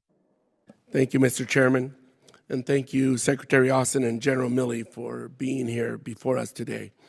General Milley, I just want to thank you for your distinguished service, 42 years to our nation. I know our nation is better for it, and I hope you enjoy a well-deserved retirement. I know you'll continue to serve in some way to help our country. My district houses multiple military installations, including Camp San Luis Obispo and Vandenberg Space Force Base. Vandenberg is unique because of the coastline it sits on faces south, making this major range and test facility base a safe and ideal setting to test land-based strategic deterrent assets and to safely place satellite payloads into polar Earth orbit. Despite Vandenberg being the only federal West Coast range in the United States, investments in launch infrastructure are far behind a crowded East Coast range ecosystem. We are expecting an incoming legislative proposal from the department that advances the range of the future by allowing commercial investment for on-base launch infrastructure, a proposal I am very supportive of. Secretary Austin, can you speak to the importance of maintaining bi-coastal ranges for our nation's national security and DoD readiness? It's critical. absolutely critical. And you heard us talk about it's critical for a number of technologies that we need to invest in, not only the testing of things like hypersonics, but also the launching of space-based platforms as well. And the reason I raise it, Secretary, is if it's critical, then I think we're lagging behind the critical investments in infrastructure for it to continue to fulfill its strategic mission. And so I raise it in that fashion. And as you aptly characterize it, it's critical, but I think it needs to be matched by the investments we make in that range. I agree, and I think you may have heard me say earlier that one of the things that we did early on is, we reached out to industry and talked to them about what they needed to be able to speed up the development of certain capabilities. Ranges and testing facilities was one of the things that they raised. And so my R&E undersecretary and others went after this, and we began to invest in that in last year's budget and also in this year's budget as well. So, thank you. Secretary Milley, in your submitted testimony, you mentioned some of the capabilities are adversaries in the space domain, and that if left unsecured, our capabilities in space will become strategic vulnerabilities. You call on Congress to support a significant increase in the budget for space capabilities. Can you expand on what you think this increase in investment should look like? In your opinion, what space capabilities should Congress be focusing on to ensure our space assets are secure? Well, I think this budget's got over $30 billion, I think, in space assets, which is critical. And then the development of Space Force was really critical in the last administration. That's being carried forward here. In terms of the domains of war, you've got the traditional ones of land, sea, and air, and subsea, but you now have cyber and space. And that country that has significant, robust, resilient capabilities in space is likely to have a decisive advantage at the beginning of the next war, if there is a war. Hopefully there won't be. So what do we need? We need resilient, robust, and lots of space capabilities, both offense and defense. We tend to invest in very, very high-tech, unique one-of sort of satellites. What we really need is lots of little satellites. We need the ability to sense and see. We need the ability also, if necessary, to communicate. A lot of our communications, our GPS systems rely on space. So building that and making it more resilient, more robust, and redundant, survivable, if you will. And I think a lot of smaller systems in space, rather than really big ones that if the Russians or the Chinese took them out, we would be blinded. I think that's the key for right now. There are offensive capabilities, but we're not prepared to go there yet in a public forum. Thank you. Can you elaborate on the cyber capability, the cyber framework that we have in place in DOD across the services or the departments? Well, as you know, we have a unified command of cybercom led by General Nakasone, who's dual-hatted as the NSA. And that command, each of the services have components to cybercom. And we've got cyber protection teams for defense, and we've got cyber teams for offense. And we have, without going into a lot of detail, I would tell you that we have an incredible cyber capability that can do incredible damage to an adversary on the offense. And the Cyber Command, in combination with NSA, does a lot of work to protect our infrastructure, our information technologies, et cetera, particularly in DOD. Gentleman's time's expired. Chair now recognize the gentleman from Tennessee, Dr. Desjardins, for 5 minutes. Thank you, Chairman Rogers, and I would like to thank our witnesses today, but mostly I would like to thank the men and women who are serving in our military that you all have the honor to lead. I want to discuss some readiness issues with you today. There was a poll that was done earlier this month by Wall Street Journal and NORC, which is a nonprofit research group out of University of Chicago. It's entitled "America Pulls Back from Values That Once Defined It." And without objection, I'd like to submit the poll for the record, Mr. Chairman. So two of the main points that I gleaned from this were that comparing to 25 years ago, the number of Americans who rated patriotism as very important was 70%. Now, 25 years later, that's 38%. There were several topics. Religious faith was 62%. Now it's 39%. I think you already discussed earlier that we have recruiting problems. Excuse me, I just want to make sure that people know the gentleman propounded a UC, and without objection, it's accepted. Thank you, sir.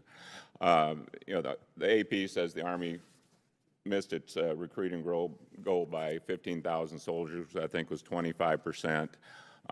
The NBC News says every branch of the military is struggling to make its 2022 recruiting goals. In Tennessee, we had a delegation meeting. We're having problems filling our academy slots, which has never happened before.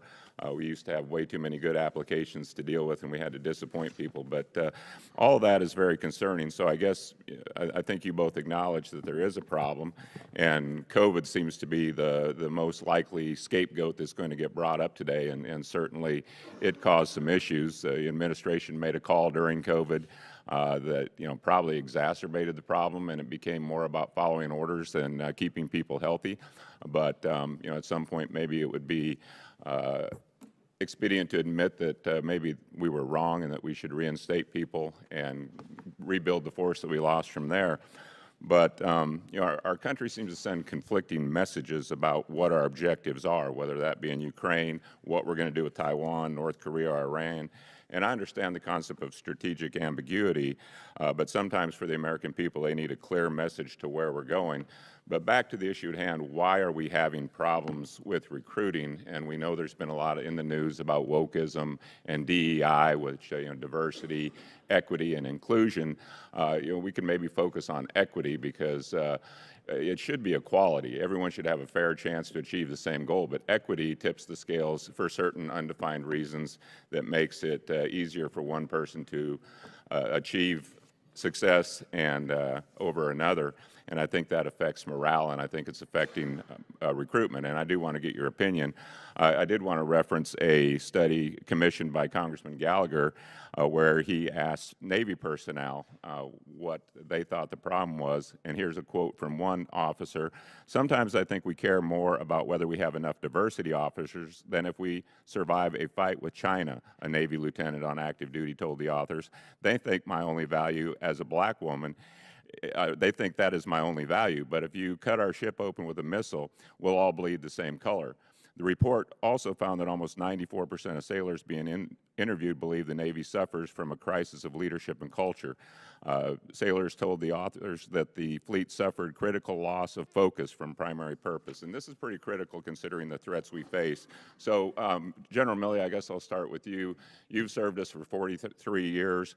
You mentioned this may be your last hearing, so when you're retired and you're sitting there with your fellow patriots who served and watched great changes occur in our military over 40 years, can you look them in the eye, can you look us in the eye today and say that the DEI and wokeness strengthened our military or weakened it?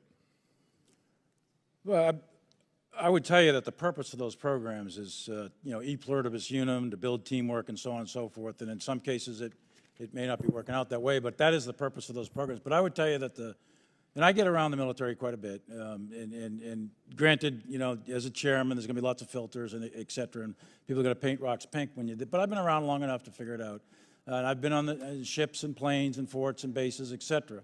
The military I see is a military that is motivated. And the folks that are in the military, we have the highest re-enlistment rate in 50 years of the Okay, I'm going to stop on that because that doesn't match the facts. We see China continue to achieve their military objectives at an alarming pace. Well, we seem to be chasing our tails with systems that are obsolete before we field them, and our adversaries are finding ways to defeat them before we get these systems built. It happens in space, hypersonic, shipbuilding, and even relationship building. So I think our number one purpose here in Congress is to provide for the common defense. I don't care how much it costs, but we need to do it efficiently and effectively. I agree. Gentleman's time's expired. Okay. I do want to take a moment here to inform the witnesses and the members that about 12:15 we're going to take a 10-minute courtesy break. But with that, we'll move to Mr. Keating of Massachusetts for 5 minutes.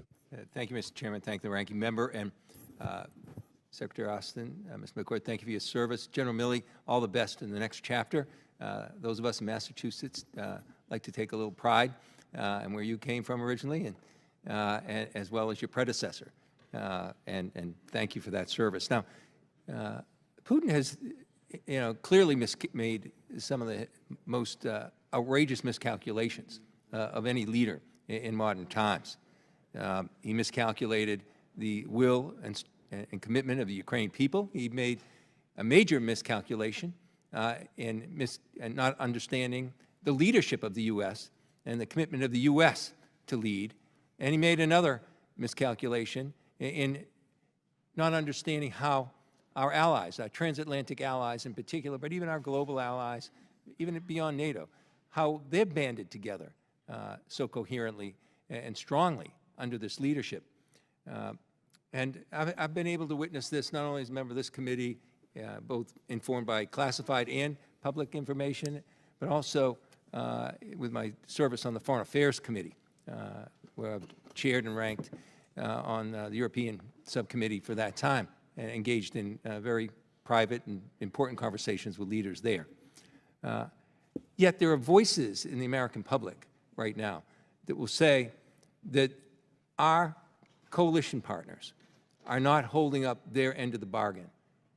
I'm informed by information that I've had that just to the contrary. In fact, it's quite extraordinary, and in some areas, with some countries, historic in nature. But can you take this opportunity to inform, from your perspectives, the American public that they're wrong? Because we have people voicing those concerns and using that as a justification to say the U.S. shouldn't be committed to Ukraine because these other countries aren't holding up their end of the bargain, when I've been informed that they clearly are. But can you take this moment here in front of this committee to just inform the American public that level of commitment that exists there, and how strong it is, how important it is, and how they are carrying great weight? Well, thank you, sir. I think you're exactly right. As you know, I meet with 50-plus nations, the ministers of defense of those nations every month. In those meetings, what I see displayed is a strong sense of commitment and unity to support Ukraine for as long as it takes. As a matter of fact, that's the language that I hear them employ. Some of those countries, especially the smaller ones, have given a lot in terms of the percentage of their GDP, and they're looking for ways to do more. And when they've run out of stuff, they invest money in things like helping other countries expand their product lines as we look to acquire additional munitions and weapons. So the commitment that I see is strong. What I've seen them provide is impressive, but there's always more that we can do. And you hear me consistently beating the drum for more air defense and other things in support of Ukraine. But what I've seen thus far, I've seen tremendous support for Ukraine and helping it defend its sovereignty. Chairman Milley? Yeah, exactly the same thing. The 54 countries, and obviously there's only 30 in NATO, so those come from all around the globe. Britain, France, Germany, Finland, Norway, Sweden, Estonia, Latvia, Poland. These countries are Romania. These countries are pouring their heart and soul in this, and they realize that this threat is proximate to them. So they, you look at Poland, how many refugees they've taken, look how many tanks they've done, or they've provided, how many BMPs they've provided, all the training that they've done, and they are a major throughput for all the logistics, and it's not without risk. So these countries are putting in as one team, and they understand the threat that's facing them. You know, we're going to talk about inefficiencies and waste and not maximizing our efforts here, but I want to just raise one issue with the little time that's remaining. Secretary Austin mentioned aging assets being phased out, and General Milley, you mentioned on-time budgets and the importance of that. I don't know if you have time for this, you probably don't, but congressional resolutions after congressional resolutions, CR after CR, how is that handicapping your efficiency when Congress should look at itself, too, when we engage in that kind of budgetary effort? Again, as you heard us say earlier, you can't affect new starts if you have it under a CR. You lose valuable time in terms of producing the kinds of things that we need to produce in order to be relevant in the next competition. So it's, again, you can't get the time back. It's really, really important. Gentleman's time's expired. Chair now recognizes the gentleman from Mississippi, General Kelly, for 5 minutes. Thank you, Mr. Chairman. My first one is a comment. I don't really, but right now, it is taking over 8 months on average to pay a traditional soldier when they retire from service. That is unacceptable. And when I asked the question, I sent a letter to the service chiefs and secretaries, and they have not responded yet, but I will tell you the response I got through other channels was that 8 months is an acceptable standard for them to get pay, an ID card, and TRICARE retired, and that is unacceptable that a soldier serves 40 years, and one of my friends served 40 years, and it took them 13 months to get him his first check. That's unacceptable. Please help me with that.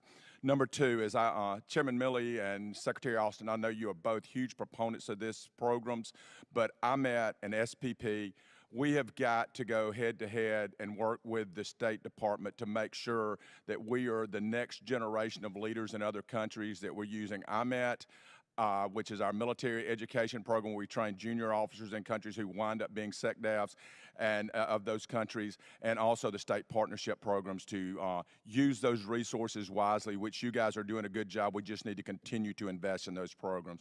The third point I want to make is we have a lot of opportunity in South America and Africa in the near-peer competition because we are getting our tails whipped. Some State Department stuff, some IMET stuff, all those things plugged in, but there's huge opportunity with huge return on investment in both South America and in Africa. So I just ask that you look at how we can invest in those continents to make sure that we are protecting our own shores here in the near-peer competition. Now my final question, I want to double tap on what Congressman Whitman said. We cannot divest to increase our power. And I don't feel the sense of urgency with all of DOD in this nation, quite frankly, across the board. Our threat is not 2035. If we are preparing for a war in 2035, we are preparing for the wrong number. We need to be prepared in 2027 or 2028, and we don't get there by subtraction of assets. We have to be able to fight tonight. So I want to know, General Milley, what are the shortfalls in munitions? And I know you can't specifically, but we need to be thinking what munitions, 155 rounds, we are not where we need to be. Other munitions for other systems are systems. What are we doing to make sure that we have the munitions to sustain based on the current consumption rates that we've seen out of Ukraine to make sure we have the systems and the munitions to fight that war and win in 2027 or 2028? Well, a couple of points. Big lesson learned comes out of Ukraine, which is the incredible consumption rates of conventional munitions and what really is a limited regional war. If there was a war in the Korean Peninsula or a great power war between the United States and Russia or the United States and China, the consumption rates would be off the charts. So one of the projects that the Secretary directed me to do with the Joint Staff and other in the services, et cetera, was to conduct a complete review of all of our O plans, con plans, war plans, and look at all the munitions estimates, because it's those estimates that then form the basis of the munitions and the budget. In this budget, we've got about $30 billion into munitions, and these are higher-end munitions that we want to make sure that we have. If you look back, I'll use a historical example real quick. If you look back at Libya, we expended an enormous amount of precision-guided munitions, way more than people might fully realize, and that's a really small contingency, right? So I'm concerned. I know the Secretary is, and you're correct to point this out. We've got a ways to go to make sure our stockpiles are prepared for the real contingencies. And one of the big lessons I think China learns from this thing is... Thank you, Mr. Chairman. I hate to cut you off, and I'm glad that y'all are looking, and I wanted to highlight that we are looking at those things. The final thing I want to talk about is shipbuilding. And as Sea Power Chair, it is very important that we quit divesting in our Navy to invest. It's also very important that we quit chasing shiny objects in the Navy with CAPE and chasing shiny objects. And I use the light ship medium, which the Marines asked for. They had certain capabilities in mind. That's exactly what they wanted. They didn't ask, and they are the user. And so we have done this thing. So now 2 years later, we are going back to square one to develop a system that is more survivable and protected and manned with a bigger crew, with bigger weapon systems. And that's not what they needed. It's not what they wanted. We don't need to be the Pentagon Wars in the Pentagon. We need to make sure that when a service asks for a ship or something, that we give them what they ask for and not keep adding shiny new stuff. And we need to maintain the 31 ship amphibs. And we will not go below that. And we also need to get that number up because that's not the number we need. With that, I yield back, Mr. Chairman. I thank the gentleman. Chair now recognizes the gentleman from New Jersey, Mr. Kim, for 5 minutes. Thank you Thank you, Mr. Chair. Thank you to all of you for joining us here today. Mr. Secretary, I wanted to start with you. Both of you have raised these points about hypersonic technologies. You yourself talked about our increased spending when it comes to long-range fires, the 12 successful tests. You've heard from some of my colleagues raising these issues as well. And I wanted to pick up on that. Part of the issue here in terms of trying to deter competitors from using this type of technology is building up our own capabilities, but some of it is also about our counter capabilities and defensive capabilities here. So I guess I just wanted to ask you, given the speed with which these delivery systems can travel and the difficulty of intercepting them, can these weapons actually be effectively countered? And are we putting in enough support and resources to be able to develop this type of counter-hypersonic capability? Yeah, so one of the first things that we did in coming in... Would you mind bringing the microphone a little closer? Yeah, can you hear me now? Yeah. Okay, thank you. One of the first things that we did as we came in was to task our Undersecretary for R&E research to look at ways to develop capabilities to counter hypersonic weapons. And that work has been ongoing. We brought industry together. We collapsed a number of special access programs, and we really took a look at what it takes to intercept in the glide phase for these types of weapons. That work continues. It remains a priority for me. Thank you. And I did have the chance to talk to the Undersecretary. I think she's doing wonderful work here. And I just urge you to make sure we're putting that type of investment into that is necessary, because I can tell you there are few things that keep me up at night more than just seeing what this type of technology is capable of. General Milley, I wanted to switch to you. In some similar type of vein, but very different profile here, we're seeing a proliferation of unmanned aerial systems, the capabilities to be able to deliver munitions. We've seen it in terms of recent attacks against our interests, our personnel. Some of these systems are very small, low profile, low cost, very different than the hypersonic systems. It, to me, sometimes has an unnerving similarity to some of the rise of what we saw with IEDs during the 2000s in terms of just how prolific this could be, which obviously took a tragic toll on us. I wanted to ask you how you would grade and assess our current capabilities to identify and intercept these types of UAS aerial systems. Well, as you know, there's a lot of different types of UAS systems. Small, little off-the-shelf stuff you can get out of Radio Shack, all the way up to very sophisticated MQ-9s that we have, for example. So, but one of the typical characteristics are they're relatively low and slow, and they can be intercepted. They can be intercepted through a hard shoot down with a kinetic action, or they can be intercepted through non-kinetics, like you break the electronic link between that and the control station. So a couple of different ways to do that. We have a wide variety of kind of UAS systems that are in the field today, many of them in Syria and Iraq and elsewhere. So it's an area for sure of concern. What it is, though, it's a subset of a much broader phenomena that's happening, which I would call a change in the fundamental character of war. And you're seeing the rapid introduction of robotics across the spectrum. The UAVs are just part of that. And very shortly, you're going to see the world's advanced militaries, United States, China, Russia, et cetera. You're going to see shifts to robotic systems in a big way, in land, sea, and air. So at some point in the future, you'll see maybe a third or more of the United States Navy or the Chinese Navy or the Russian Navy. Those will be unmanned maritime vessels, unmanned sub-vessels, and so on and so forth. So what you're seeing in shift UAVs in that kind of direction is a much broader shift to robotics in the conduct of war. This is an area that I was very concerned about 2 years ago. As I saw this continue to develop, I asked our folks to take a hard look at making sure that we have the best capability to defend our troops in the inventory, and we do. It's not good enough, and we'll continue that work. But I also wanted the team to get upstream and go after the lines, the chains that enable this kind of activity, and we tasked our special operations forces to really bear down on this and pull it together an interagency process, for lack of a better term, to go after this. So. And just here, as I close here, I mean, the technology that you all are developing, I mean, I worry about the proliferation of this even into the civilian space, not just in terms of military targets. So your technology, your advancement there can help keep us safe everywhere here at the homeland as well. So thank you. Chair, and I recognize the gentleman from Wisconsin, Mr. Gallagher, for 5 minutes.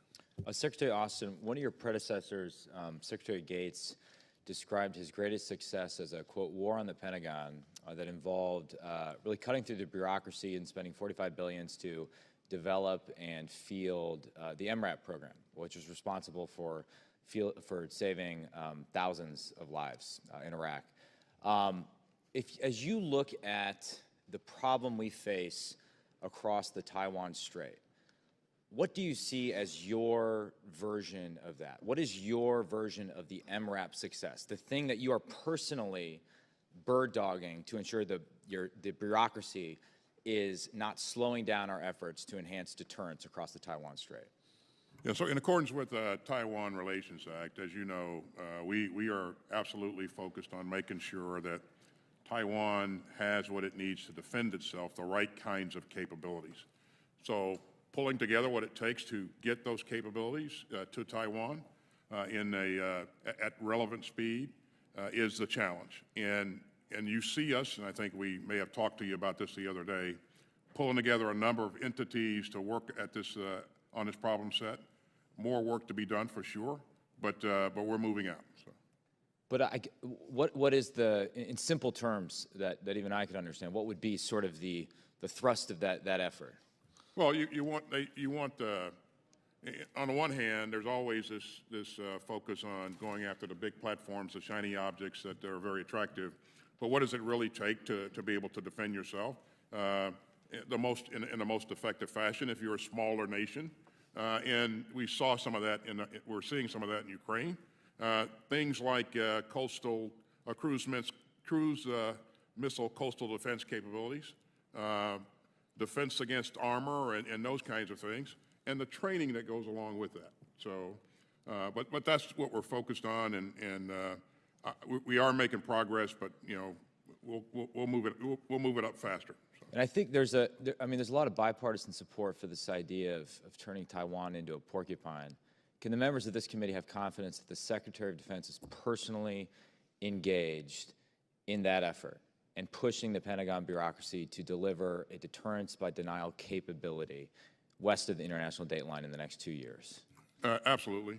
There's not a week that goes by that I am not talking to commanders and staff on the problem set, the challenges that we face with China, and me personally. And so that is a part of our battle rhythm, for lack of a better term. And again, I think that's what it's going to take to do the kinds of things that you just described. And do you think, would the appropriate metrics for us to look back on or just look at periodically to figure out how well we're doing and how well the building's doing? What you mentioned, coastal defense, cruise missiles, what are the things we should look at that we can actually count and measure over the next 2 years? Well, I think in terms of their overall readiness, how their reserve forces are trained and their readiness levels, the kinds of training that the average kinds of capabilities that the average troop has and things that units are able to do. I think there are readiness issues readiness indicators that we can point to directly to show that we are making progress. But those kinds of things that you just described, I think, are critical. In the minute and 6 seconds I have left, I want to draw your attention to an article by John Pomfret and Matt Pottinger called Xi Jinping Says He's Preparing China for War, and talks about 4 speeches that Xi, the General Secretary of the Chinese Communist Party, the Supreme Leader of China, has given this month, which have as one of their major themes preparing the party and the country for war, including reducing food imports down to 0. They currently rely on the world for 40% of food imports, military mobilization offices across the country, combat casualty hospitals in the province closest to Taiwan. What do you make of this? Do you take Xi Jinping seriously when he says he's preparing his country for war? We take certainly we take Mr. Xi seriously. But I will say that I don't think that an attack on Taiwan is imminent nor inevitable. Having said that, we need to make sure that we maintain a combat credible force that can deter any adversary from making a bad decision on any given day. Gentleman's time's expired. Chair now once again visits the great state of New Jersey. Ms. Sherrill is recognized for 5 minutes. Thank you, Mr. Chairman. And I do want to express my thanks as well to General Milley for his over 40 years of service. And as we know, when someone serves, their whole family serves. So I'd also like to express my sincere appreciation to your wife, Holly Ann, and your 2 children for their service. We do owe you and your family a huge debt of gratitude. So thank you very much. I would also like to enter into the record a letter led by Senator Shaheen with 37 of her colleagues, a letter to you, Secretary Austin, expressing their strong support for the department's personnel policy related to reproductive health care. So I'd like to associate myself with their sentiments and enter it into the record. Without objection, so ordered. Thank you. You know, as we know, about 1 in 5 service members are women now. About 40% of them don't have access to full reproductive health services. So I'd certainly like to thank you, Secretary Austin, for your commitment to support for these women, for our service women and their families. I will tell you that we have seen in my own state women making decisions about job opportunities and where they may go for educational opportunities based on reproductive rights. So I do think this is an issue that impacts recruiting as well. And I'll say that in my own service, I served in Texas, a state where now women don't have access to basic reproductive services, basic services for even going through miscarriages right now, which has been devastating for so many families. So thank you for that. I would like to applaud your support for that. Unfortunately, as we have seen, a member of our Senate is now threatening to withhold nominations for flag ranks, and we know that I think over about 80 3- and 4-stars are being withheld, not to mention numerous commands where we see upcoming retirements or movements. Can you talk a little bit about the practical impact on readiness this will have for our forces? Well, we spent the better part of the morning talking about the challenges that we face in this complex environment that we see currently. Without the leadership at the senior levels to help us maintain our readiness, I think this will place our readiness, our overall readiness, at risk. And it will also impact families in a major way.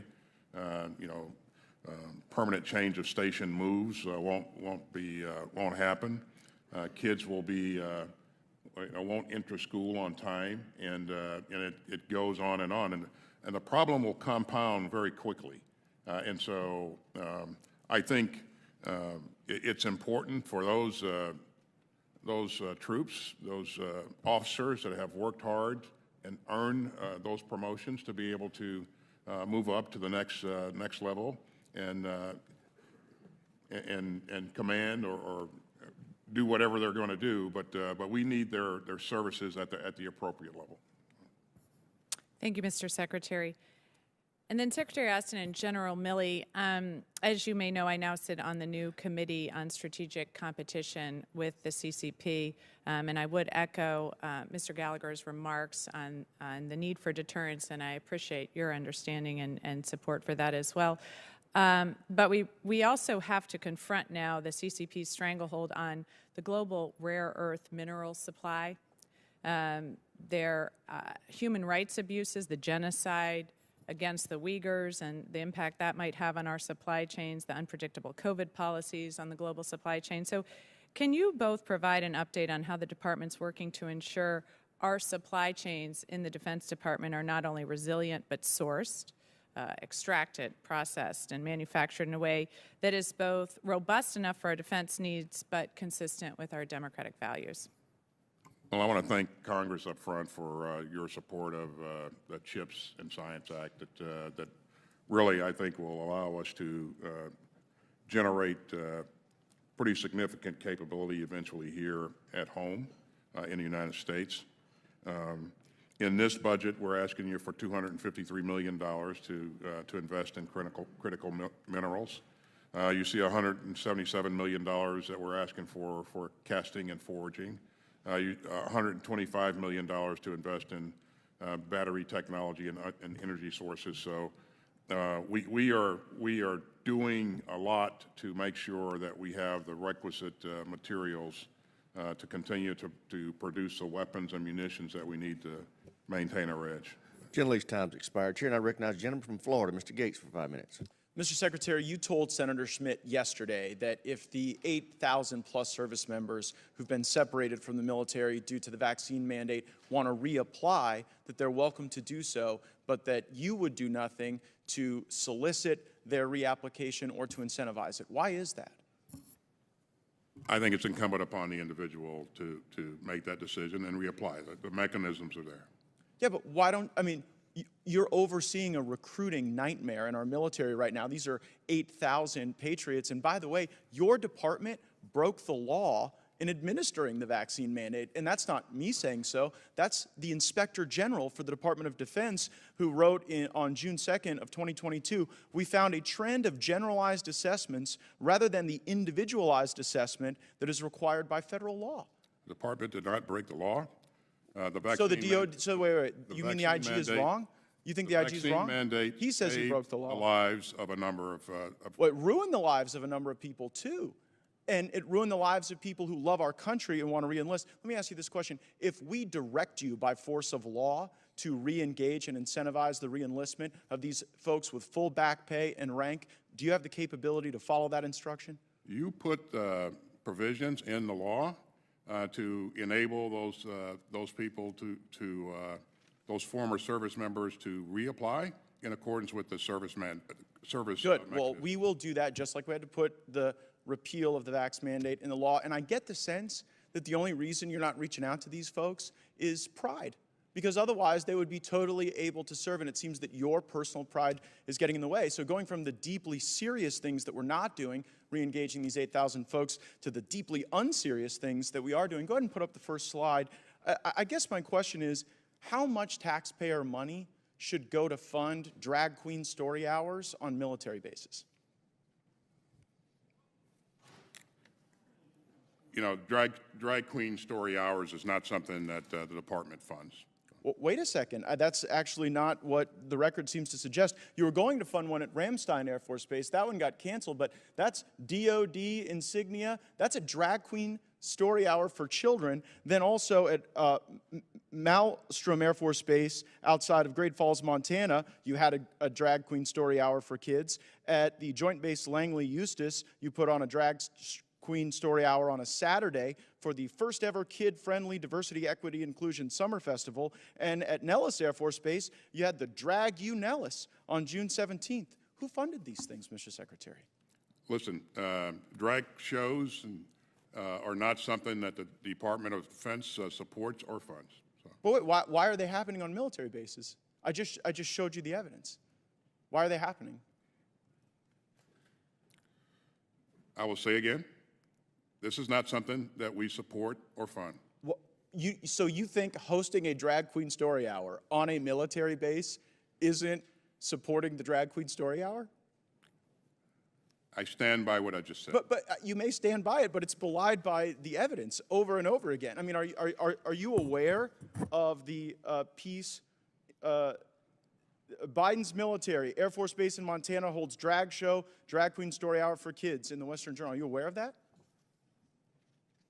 Again, I will say what I've said before. You're saying what you're saying, but I guess it just doesn't comport with the facts. General Milley, this will be my last time to question you. You mentioned 2 years ago that you wanted to better understand white rage. And so my question is this. Did you read this book? No, not at all. It is What is White Privilege is the book, and it's actually written by a DOD official, a senior official in diversity, equity, and inclusion, and there are now hundreds of these books in dozens of schools, and I wonder if you guys connect this to your problems with recruiting. I've never read it, never seen it. Frankly, I don't even think about that stuff. I think about Put up the readiness. next. Go ahead and put up the next About the slide. readiness of the force. Go ahead and put up the next slide, please. Okay. Well, in the next slide, this is a tweet by one of your employees in charge of diversity, equity, and inclusion, and it's patently racist.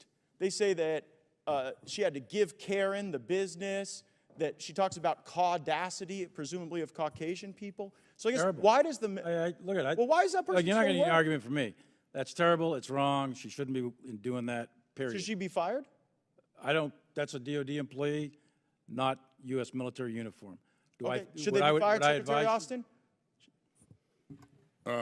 Again, as you heard in your subcommittee here, this incident was investigated, and And they're of course still employed. Mr. Chairman, I have a series of unanimous consent requests since my time has expired. Without objection, so ordered. First is Joint Base Langley Eustis holds drag show at kid-friendly festival. And the next is U.S. military defends drag show at largest training center as, quote, essential to morale. And the next is Nellis Air Force Base hosts first ever drag queen show, essential to morale and readiness. That's a Breitbart piece. And finally, Ramstein cancels library's drag queen story time for Pride Month following criticism. Without objection, so ordered. Gentleman's time's expired. Can I get copies of those? Because I'd like to take a look at those myself, actually. Take a look and find out what actually is going on there. Because that's the first I'm hearing about that kind of stuff. I don't read those news stories. I don't know what you're talking about. I'd like to take a look at those because I don't agree with those. Well, they're now in the those official things record. Shouldn't be happening. Thank you. Thank you for that admission. Great. I would like to point out, Chairman, that our students in Dodea schools scored the highest on the 8th graders and 4th graders scored the highest in math and reading in the country. So I want to thank all of our Dodea professionals who made that possible, and I encourage them to keep it up. Well, I hope you're not thanking that one. Yeah. Gentleman's time's expired. 30.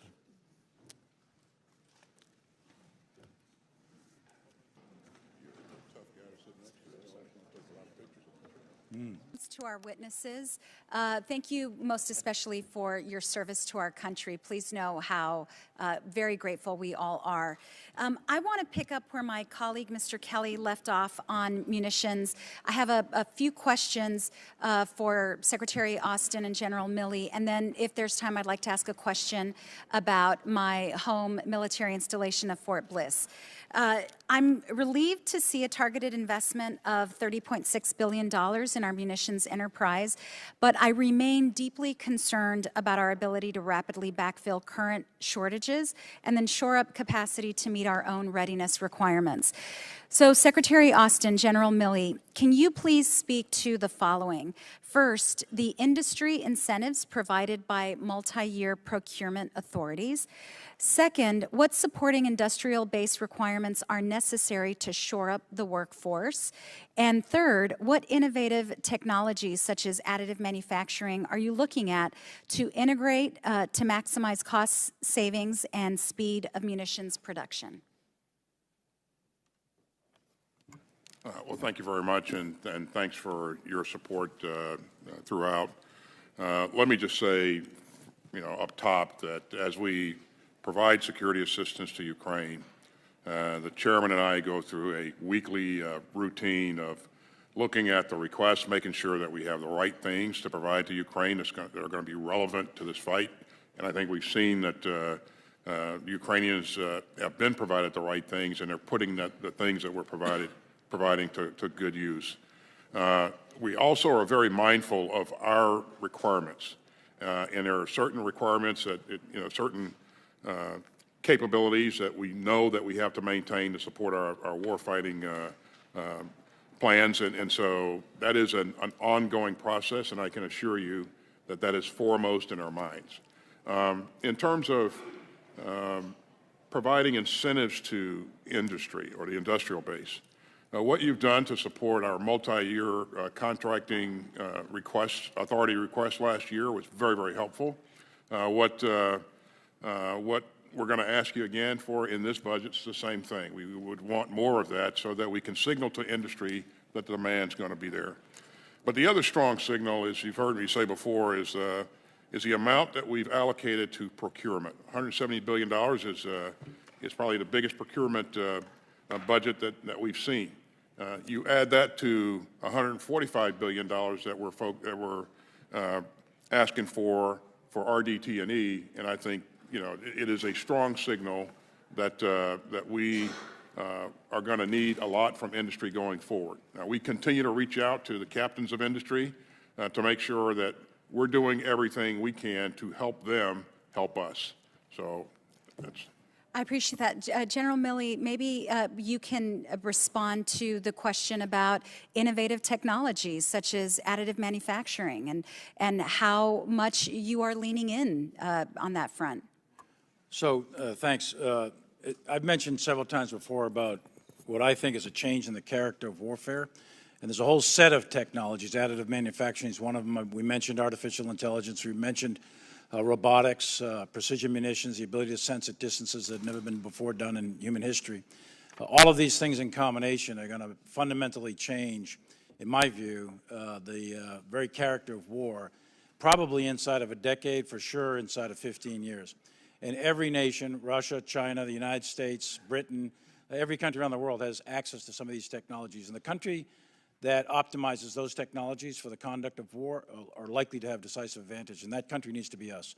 So I would strongly recommend that we execute all those innovative technologies.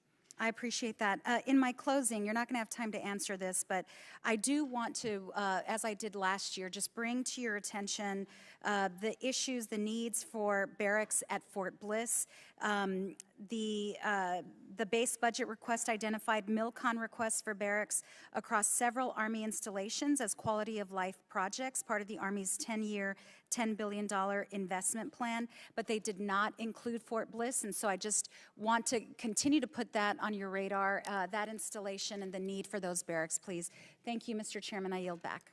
I thank the gentlelady, the chair, and I recognize the gentleman from Nebraska, General Bacon, for 5 minutes.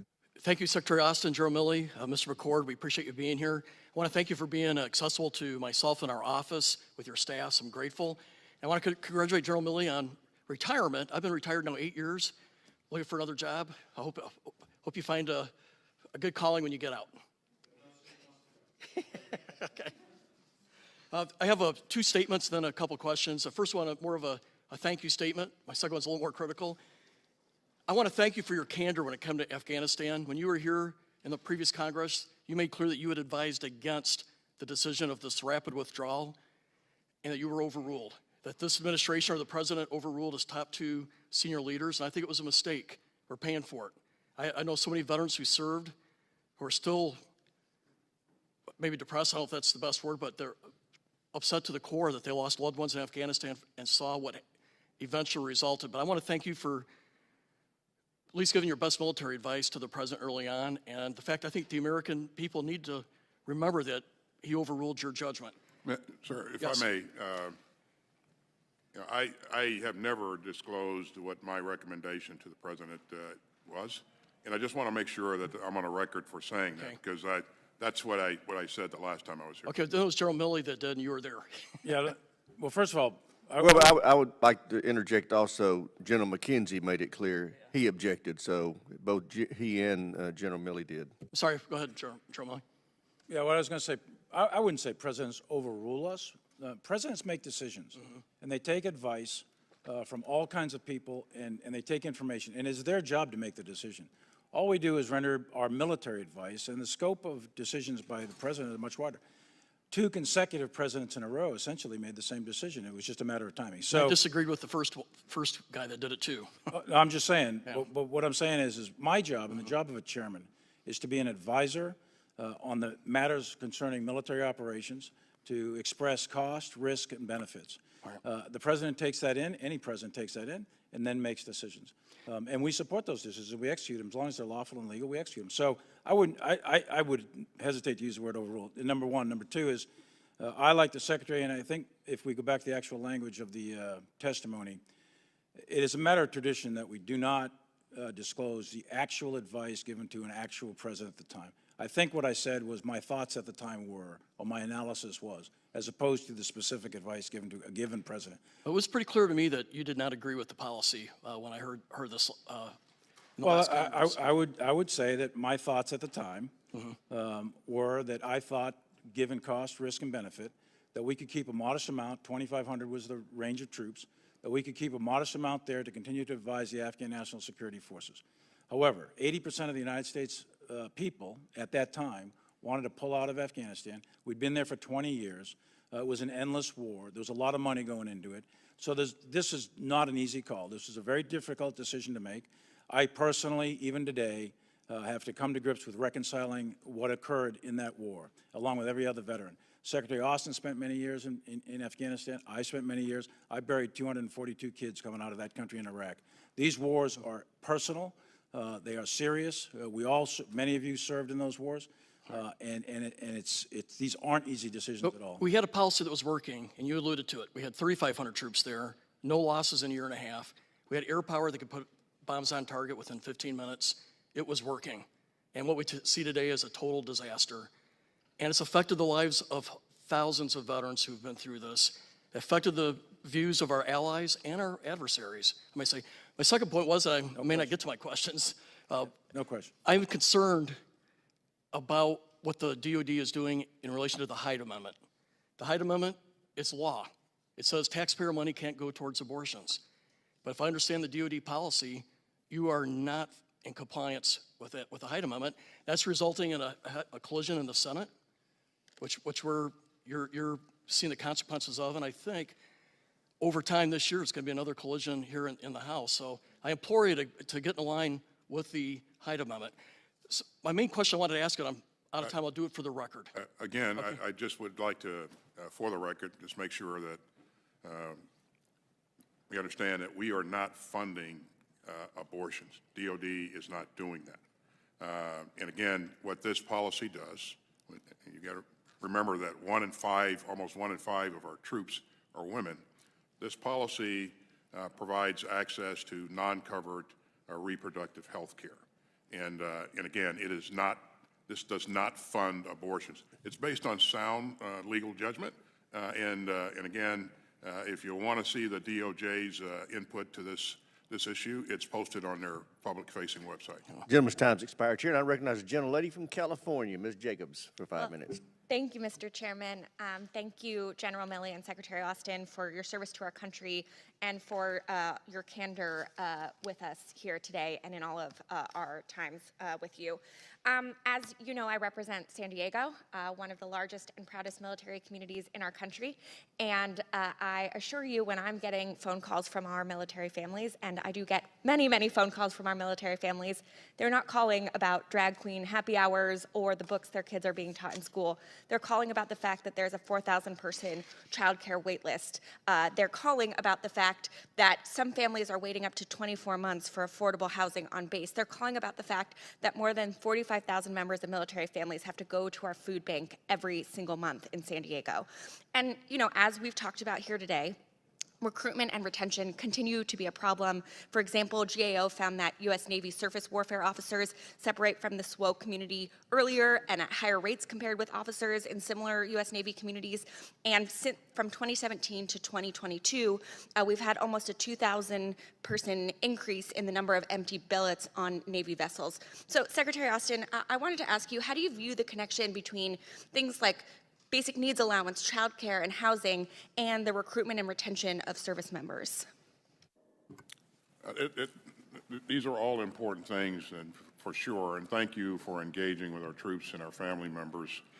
I do the same thing, and what I hear from them are the same kinds of things that you hear. That's why last year we took measures to increase the number of resources that we were providing our families and our troops, and do some things to decrease the amount of strain that was being placed on them. So we asked you last year to support a 4.6% pay raise.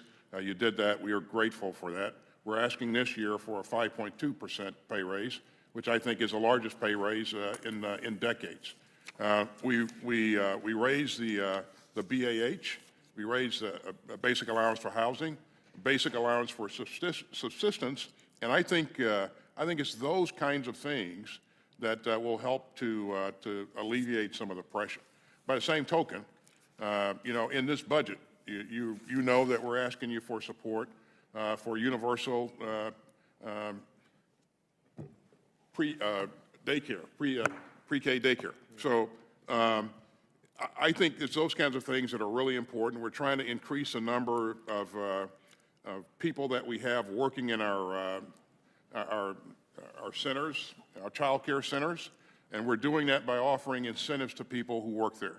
And we're seeing some returns on investment there. We will continue to do those kinds of things going forward. So. Well, thank you, and I want to thank you for this current budget request that has so much to improve quality of life in ways we haven't seen addressed before. And I know we agree we need to invest in our service members, and we need to ensure that we're investing in our service members, including our LGBTQ+ and female service members and their families, just as much as we're investing in new weapon systems. Moving on, I want to talk a little bit about the recent strike in Syria. The administration previously told Congress that our engagements with the Iran-backed militias are too episodic to constitute the kind of ongoing and continuous hostilities that would trigger Congress's constitutional war powers. General Milley, you said if the American people don't support us, we shouldn't be there. That's exactly our job here in Congress as the people's representatives. It's why we are supposed to vote. Could you talk about why you think the tempo of conflict, including the 83 separate times that U.S. forces in Iraq and Syria have been attacked by Iran-backed militias since 2021, doesn't, in your view, constitute ongoing and continuous hostilities, and why these recurring hostilities don't require congressional authorization? Yeah, I'm not a constitutional lawyer on those issues. I'd refer you to the lawyers who can answer those specific questions. I would tell you that Iran has a strategic purpose. That's to drive the United States out of the region, to drive the United States out of Iraq, to drive the United States out of Syria, and then to break down all the alliances that are happening along the Gulf. You do see some outreach that's occurring in various quarters by Iran, and you see a general sense of anxiety by many of the countries in the Middle East of a general withdrawal of the United States. So from a strategic standpoint, the question to ask is the United States posture in the Middle East about right? And do we, the American people, as represented by their elected representatives, to include the President, is our strategic purpose and our strategic task in Syria and Iraq, is that still worthwhile, and is it still worth risking American lives? And I agree with you, and that's our job as Congress. I think it is. In my last few seconds, sorry, I just want to make sure I bring up Generally, the fact time's expired. that Congress Chair now authorized... recognizes the gentleman from Indiana, Mr. Banks, for 5 minutes. Secretary Austin, last week, General McKenzie repeated that he has many regrets about the botched, deadly, and embarrassing withdrawal from Afghanistan, and that he supports investigations into that withdrawal. A moment ago, you said you executed the President's order. You didn't tell us what you advised the President to do. But do you have regrets about the withdrawal from Afghanistan? I support the President's decision. Do you have regrets about the withdrawal or how the withdrawal occurred from Afghanistan that cost the lives of 13 of our service members? I don't have any regrets. You don't have any regrets. Secretary Austin, it's very telling. Secretary Austin, has there ever been any accountability for anyone within the Department of Defense for the deadly, botched, and embarrassing withdrawal from Afghanistan? Any accountability? Hey, listen, our troops evacuated 124,000 people off of that airfield. Has anyone been held accountable? If a Navy captain grounded a ship, what happens immediately? Typically, that captain is removed. That captain is removed. Has anyone been held accountable for what happened in Afghanistan? To my knowledge, no. You don't regret it? No one's ever been held accountable? Mr. Chairman, this is why this Republican majority must provide the accountability that this administration wants to sweep under the rug with what happened in Afghanistan. General Milley, to be clear, I don't General Milley, the great General work that Milley, our a few troops weeks did. ago, Northcom Commander Van Herk sat before us and testified about the situation at the southern border. You commented a little bit ago, you agree there's a crisis at the southern border. It's a national security threat to this country. Every 7.5 minutes, an American dies from fentanyl poisoning because of the drugs that are flowing over the southern border. And since we've been in this hearing, that means 20 Americans have died of fentanyl poisoning. 99% of it comes over the southern border. General Van Herk told us that President Biden has never requested a single hearing from him, the Northcom commander, about the southern border. Has the President ever asked you for a briefing about the southern border and the national security threats? I have been in several meetings and briefings, principals committees and other forums, specifically about the southern border. And there's no question. With the president? A couple of them were with Vice President and some discussions with the President. That's correct. Now, if I could, look, at the southern border situation is a very serious situation, and you know it as well as I do, and that there's some, I think it's in the range, the reports I get is about 5,000 a day. You're talking about 35,000 people a week. That's an Army Corps that come across that border. And then with the fentanyl issue that you're talking about, look at, I don't know what the exact numbers are, but the ranges that have been reported to me is something where between 70 and 100,000. That's an enormous amount of casualties and people dying, young kids that are dying in our communities. So there is a crisis at that border. Now, the question is, what do you do about it? And we have to work much closer, I think anyway, with Mexico.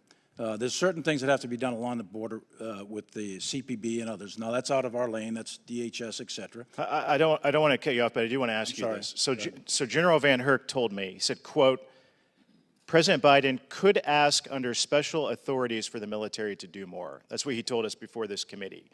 What special authorities is he talking about?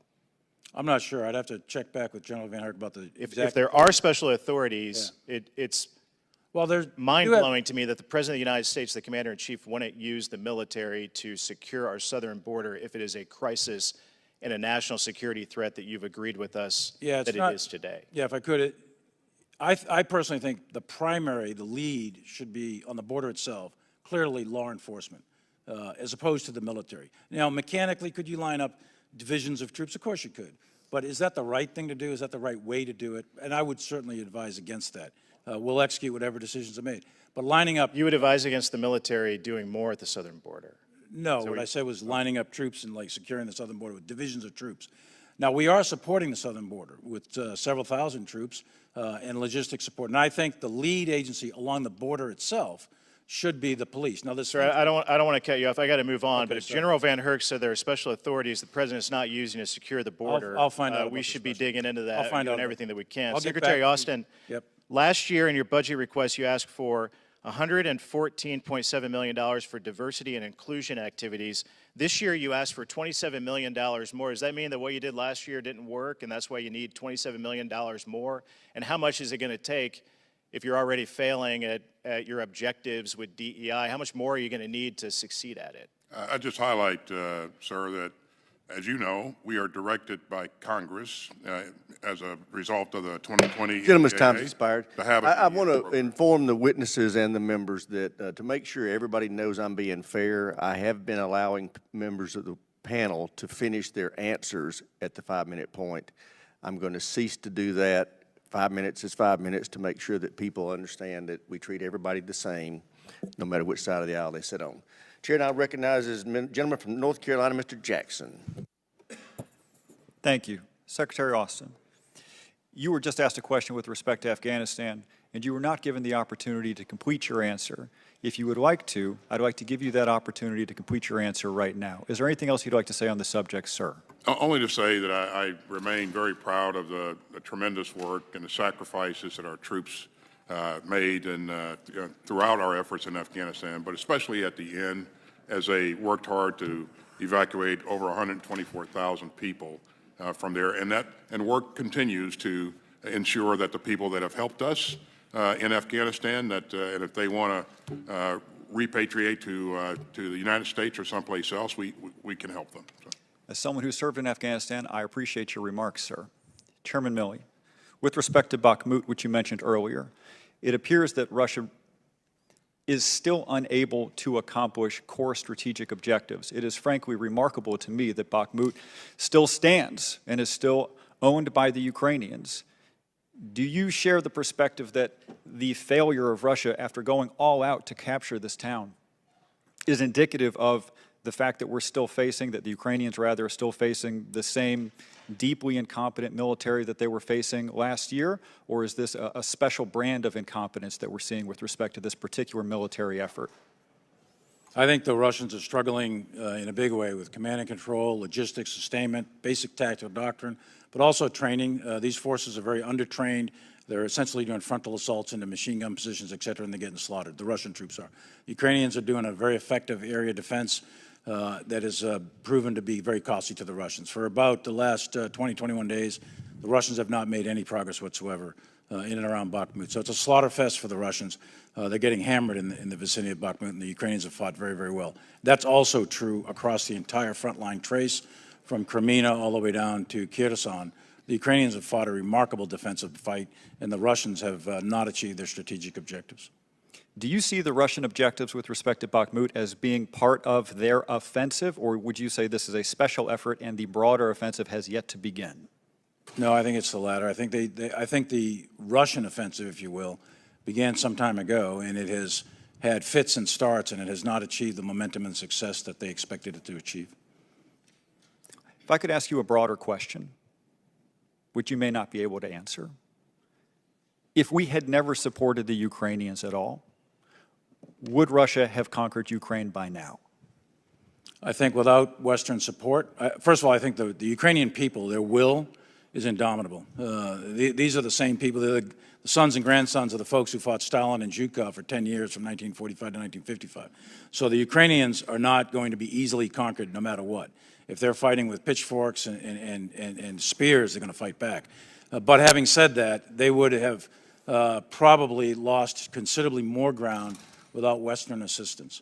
There's no question in my mind about that. So I think Western assistance has been critical to the Ukrainians being able to defend themselves.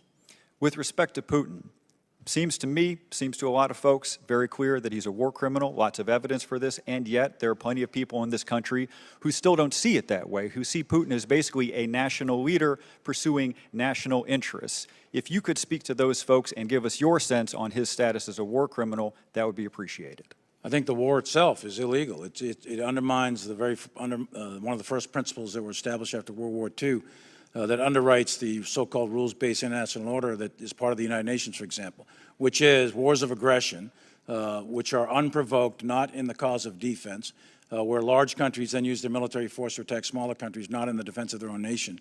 And Ukraine presented no military threat whatsoever to Russia, and yet he lined up 170, 200,000 troops, multiple divisions, multiple acts of advance, and he conducted a major league war of aggression.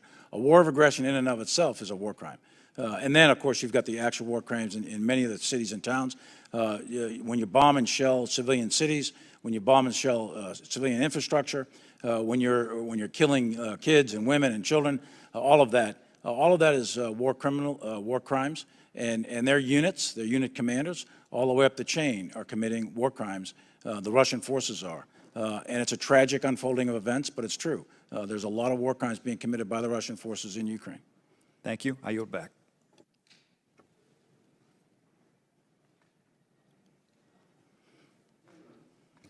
Gentleman from Alabama, Mr. Strong, is recognized for 5 minutes. Thank you, Mr. Chairman. General Milley, Secretary Austin, we also want to thank you for coming before this committee. Before I begin my questions today, I want to make a comment regarding the President's budget. You were sitting here today to ask for our support and say you'll make do with what you have, and that's your job. But what I want to be clear about is I'm going to do everything I can to get you more. Because as you well know, the threats facing the United States are greater than ever. A 1.2 or 2.3% increase is not enough. We've got to see real growth over inflation. While there are cuts that we should be looking at, national security is not one of them. Secretary Austin, General Milley, neither of you need a reminder of the vast impact Huntsville, Alabama has on the defense industrial base. We were listed as one of the best places to live in the United States by U.S. News and World Report, the highest concentration of engineers per capita, and the nation's only public high school solely dedicated to cyber and engineering. Combined all of this with over 45,000 civilian and military personnel at Redstone Arsenal, which houses several major departments of defense equities, plus the FBI, Department of Homeland Security, and NASA's Marshall Space Flight Center. And based on what is best for national security, we're looking forward to a near-term decision for Air Force for the base U.S. Space Command headquarters. Right now, Huntsville has 25% of the nation's top defense contractors, the best and brightest of our small and medium mid-sized businesses. One DoD agency at Redstone is the DIA's Missile and Space Intelligence Agency, also known as MISIC.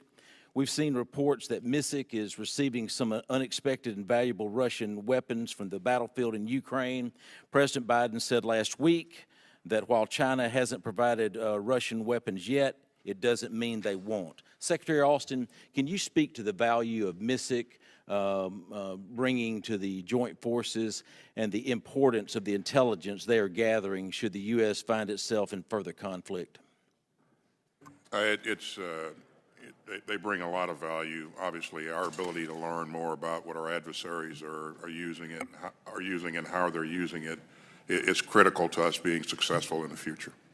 Thank you. General Milley, when you took over as the Army's Chief of Staff back in 2015, the modernization plan you inherited was, well, let's just say it's not the most robust as people would like. Almost 8 years later, we have Army Futures Command and the 6 key modernization priorities. Hypersonics is one of the highest priority modernization areas of the Defense Department, and is pursuing and falls under the Army's top priority, long-range precision fires. It also happens to be one of Huntsville's many areas of expertise. I know you've been able to see it all yourself several times. What do you believe the services have done well when it comes to hypersonic weapons and target development? As the Secretary said, I think a little bit earlier, we had 12 successful hypersonic weapons tests. And hypersonics, it's not a magic weapon. There are no magic weapons in warfare. But it has a significant capability, and it travels at such speeds that there's no known defense right now. And depending on the level of warhead, it can do a lot of damage. So the development of hypersonics for us, and it was asked earlier by one of the previous congressmen, I'm not going to opine whether it's strategically stable or unstable.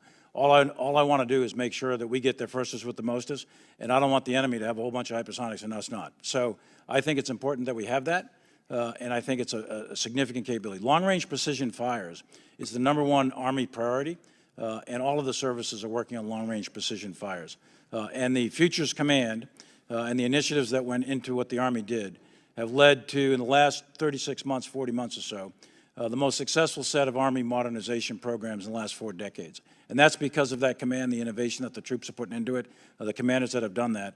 Obviously, Huntsville's part of that. There's a whole series of those that spread throughout different locations. There's 6 of those priorities that are the top 6. But they're carrying the way forward for the Army, and the Army's in pretty good shape going forward. Thank you, General. Hypersonics are critical. Based on your best military recommendation, are we moving fast enough to be able to field this technology in a near-term conflict? I would argue that we're never moving fast enough. I'd always want to move faster, but you have to move faster within the bounds of, first of all, physics with some of these things and the testing regimes that are applied, but also the money.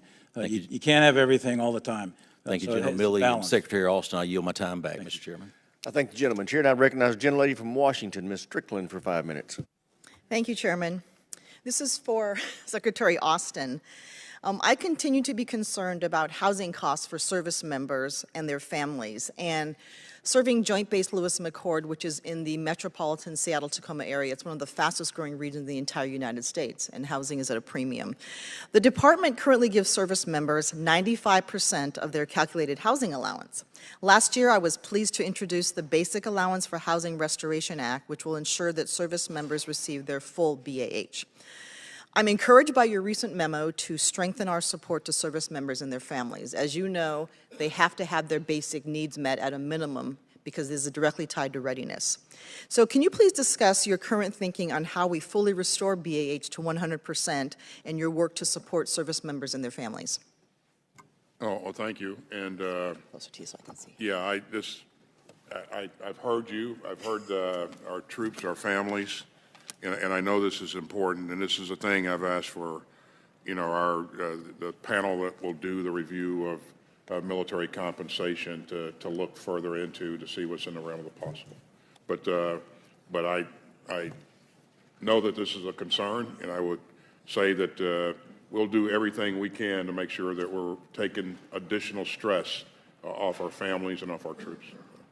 Great, thank you very much. And I have one more question to talk about the role of diversity and inclusion in readiness. So I grew up as an Army brat. My father joined a military, an Army that was segregated. And when President Truman desegregated the troops in 1946, that was controversial at the time. people met it with a lot of skepticism. And given some of the language that I've heard around this conversation in the military, some people would call that woke. But we also know that there was a very strategic and specific reason that President Truman did that. So can you talk specifically about how DEI is good for the military, recognizing that 40% of those who are enlisted are people of color, but making sure that we are doing what we can to help them with promotion, with military justice, and to make sure that they are treated fairly, just like my father wanted to be? We remain grateful for your father's service. We are a diverse nation. Our military should look like the nation that it defends, and it does. And I think, I truly believe that diversity makes us stronger. It brings different cultures, different ideas together, and we set a great example for the world wherever we go. As you know, Congress, with the 2020 NDA, directed the Secretary of Defense to develop a strategic diversity and inclusion plan. And that was done in 2020. We're following that plan. And again, as we follow that plan, we allocate resources to make sure that we're doing the right thing. In terms of promotions, we promote best qualified. The question is always whether or not we have the processes and procedures in place to ensure that we have a competitive space remains just that, competitive. If you have the talents, if you're willing to work, then you will achieve your goal, and you should understand what that pathway is to success as well. So we not only have to provide opportunity, but leaders should be mentoring and coaching along the way. So. Well, thank you very much, Secretary Austin. And for me, when I talk about diversity and inclusion in promotion opportunity, it goes without saying that the people who are seeking those promotions are in fact qualified. Thank you, sir. I yield back. Thank the gentlelady chair, and I recognize the gentleman from Louisiana, Mr. Johnson, for 5 minutes. Thank you, Mr. Chairman. Secretary Austin, my constituents, and I know millions of other Americans remain extremely concerned about the politicization of the Department of Defense. We've talked about this before. The policies that you've implemented have led to what we believe is the worst recruiting crisis in the history of the DoD, become a distraction to our service members when they should be focused on maintaining the most lethal fighting force in the history of the world at this critical time, and third, have caused public perception of the military to crater over the last couple of years. These are objective facts. I want to focus on that third point because in November of last year, the Reagan Foundation conducted a survey of thousands of Americans that spanned the spectrum of demographic criteria. Just 5 years ago, everybody needs to understand this, 5 years ago, that same survey found that 70% of Americans had a great deal of trust and confidence in the military. But last year, that number plummeted to 48%. So we got to let that sink in. Less than half of the American public has a great deal of trust and confidence in our military. Secretary Austin, do you know what the top response was when the surveyors asked the people why their trust in the military has eroded? I don't. I want to enter that report into the record, if that's okay. Without objection, so ordered. And I'd commit it to your reading because 62% of the respondents in that nationwide poll said that military leadership has become overly politicized, and that has decreased their confidence. So we know that confidence in the military is eroded. We know that the top reason for that erosion is the military leadership is just too political, and that brings us to the decisions you've made. Last year, we talked about the COVID vaccine mandate, and we knew at that time that was going to lead to a recruiting shortfall. It already had. You reiterated here your unwillingness to repeal the policy, and thankfully, we intervened in the NDAA to repeal it ourselves. But our lingering concern here is that the damage done by that mandate is still being realized. It's probably irreparable, and I think the Reagan Foundation survey is proving some evidence of that. But now, the issue of the day now is your next crusade, and it appears to be abortion policy. On February 23rd, dozens of members of this committee wrote to you asking very important information relating to the department's new abortion travel policy. Are you familiar with the letter we sent you and or the response that we received just last week, finally, from Undersecretary Cisneros? I am familiar with the letter. Well, did you see the response? Did you review it before it went out? I've seen the response, yes. It was a non-response. It answered none of our important questions, and the most important of which was the legal justification, because here again, you're not only causing division, you're exceeding your legal authority. Abortion travel policy that's here provides the basis for reimbursing service members for travel costs associated with obtaining an abortion, but the law is very clear. Law and the legislative intent behind it. Title 10, Section 1093 explicitly prohibits funds available to the DoD from being used in abortion services. I get that you're trying to find a crafty workaround, but it's a blatant violation of the intent behind the statute. Are you aware of the applicable statute here? I tell you what I am aware of, and that is that this policy is based on sound legal basis. And if you go to the Department of Justice's public-facing website, you'll see what their opinion of this is as well. And again, I would emphasize that 1 in 5 of our troops are women. 80,000 of them now live in places where they don't have access to non-covered reproductive health care. So this is important to our force. I've heard from our force, I heard from our leaders, our senior enlisted leaders, I heard from our chiefs, our secretaries.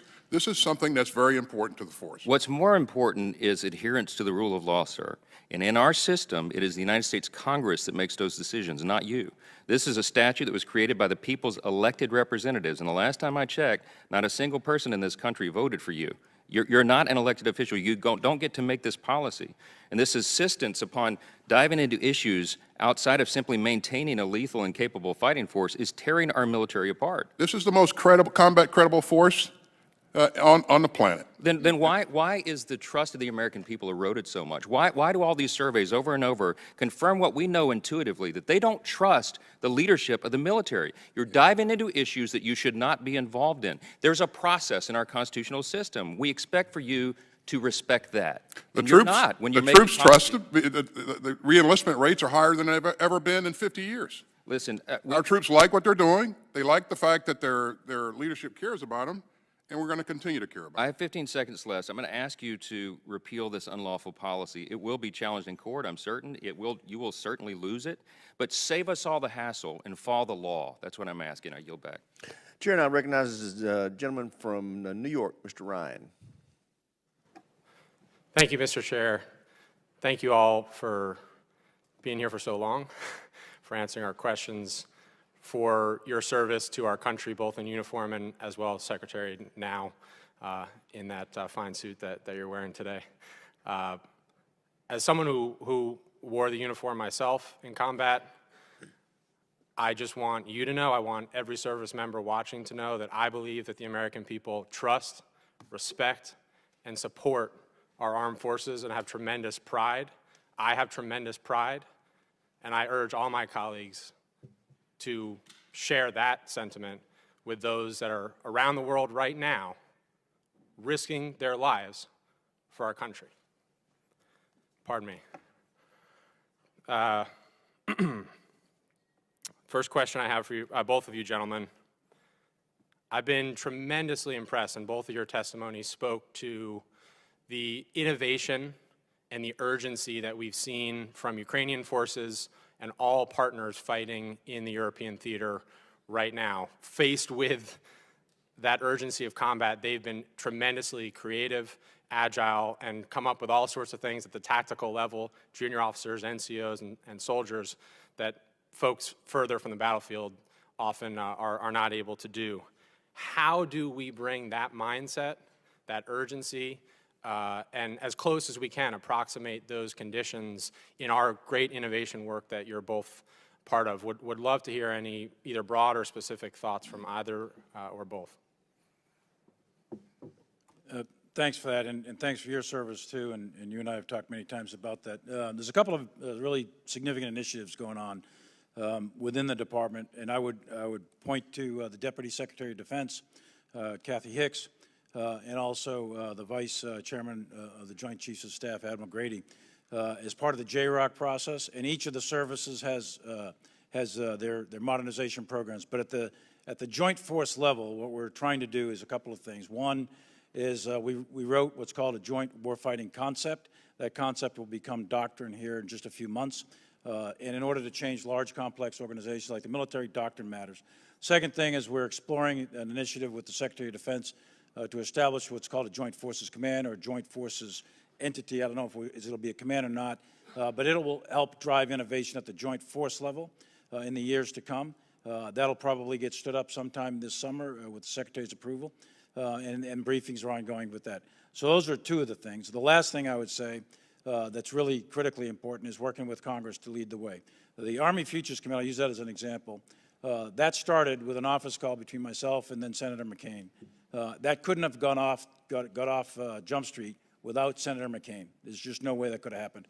So the support of Congress for innovation and modernization is critical. And as I said, we're in this fundamental shift in the character of war.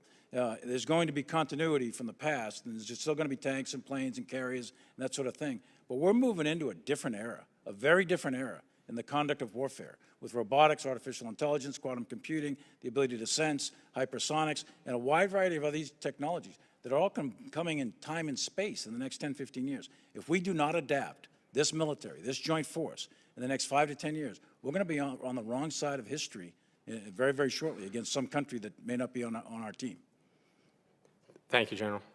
I appreciate both of your emphasis from the top on that sort of sentiment, and I believe that increasing risk tolerance and leaders, subordinate leaders, hearing that from you all is just so critical, and I know you're both doing that, and I commend that and appreciate that. Second quick question, I know running short on time.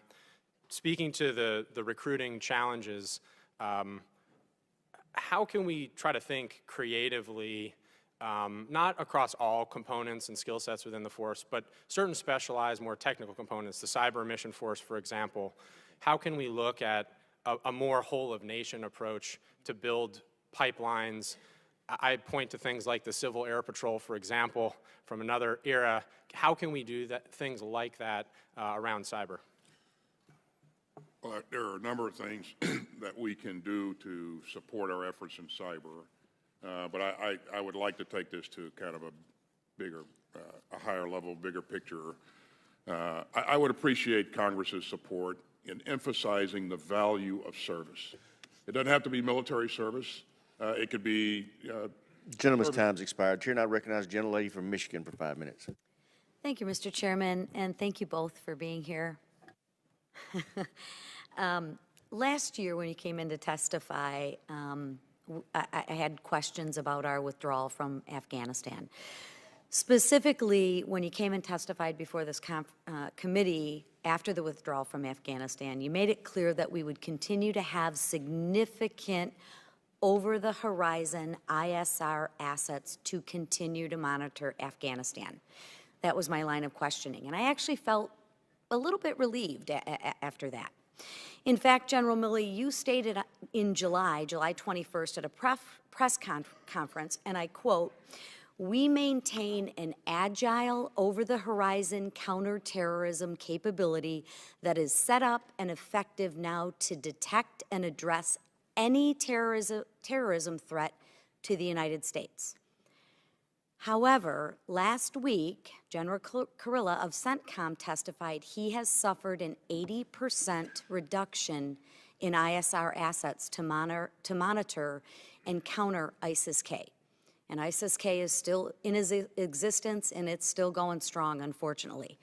I mean, even CNN reported in August last year that the ISR task force established by the department failed to produce a single target for the Pentagon to act on because we lacked boots on the ground. So in layman's terms, simply put, I'm curious as to what happened. How did we go from unwavering confidence to CENTCOM ringing the alarm bells? Well, I'll circle back with General Kurilla on the alarm bells part of this. A couple of things. First of all, there's human intelligence. That's people on the ground. That has been degraded significantly. And, you know, no surprise, right? When you pull folks out, you no longer have troops on the ground.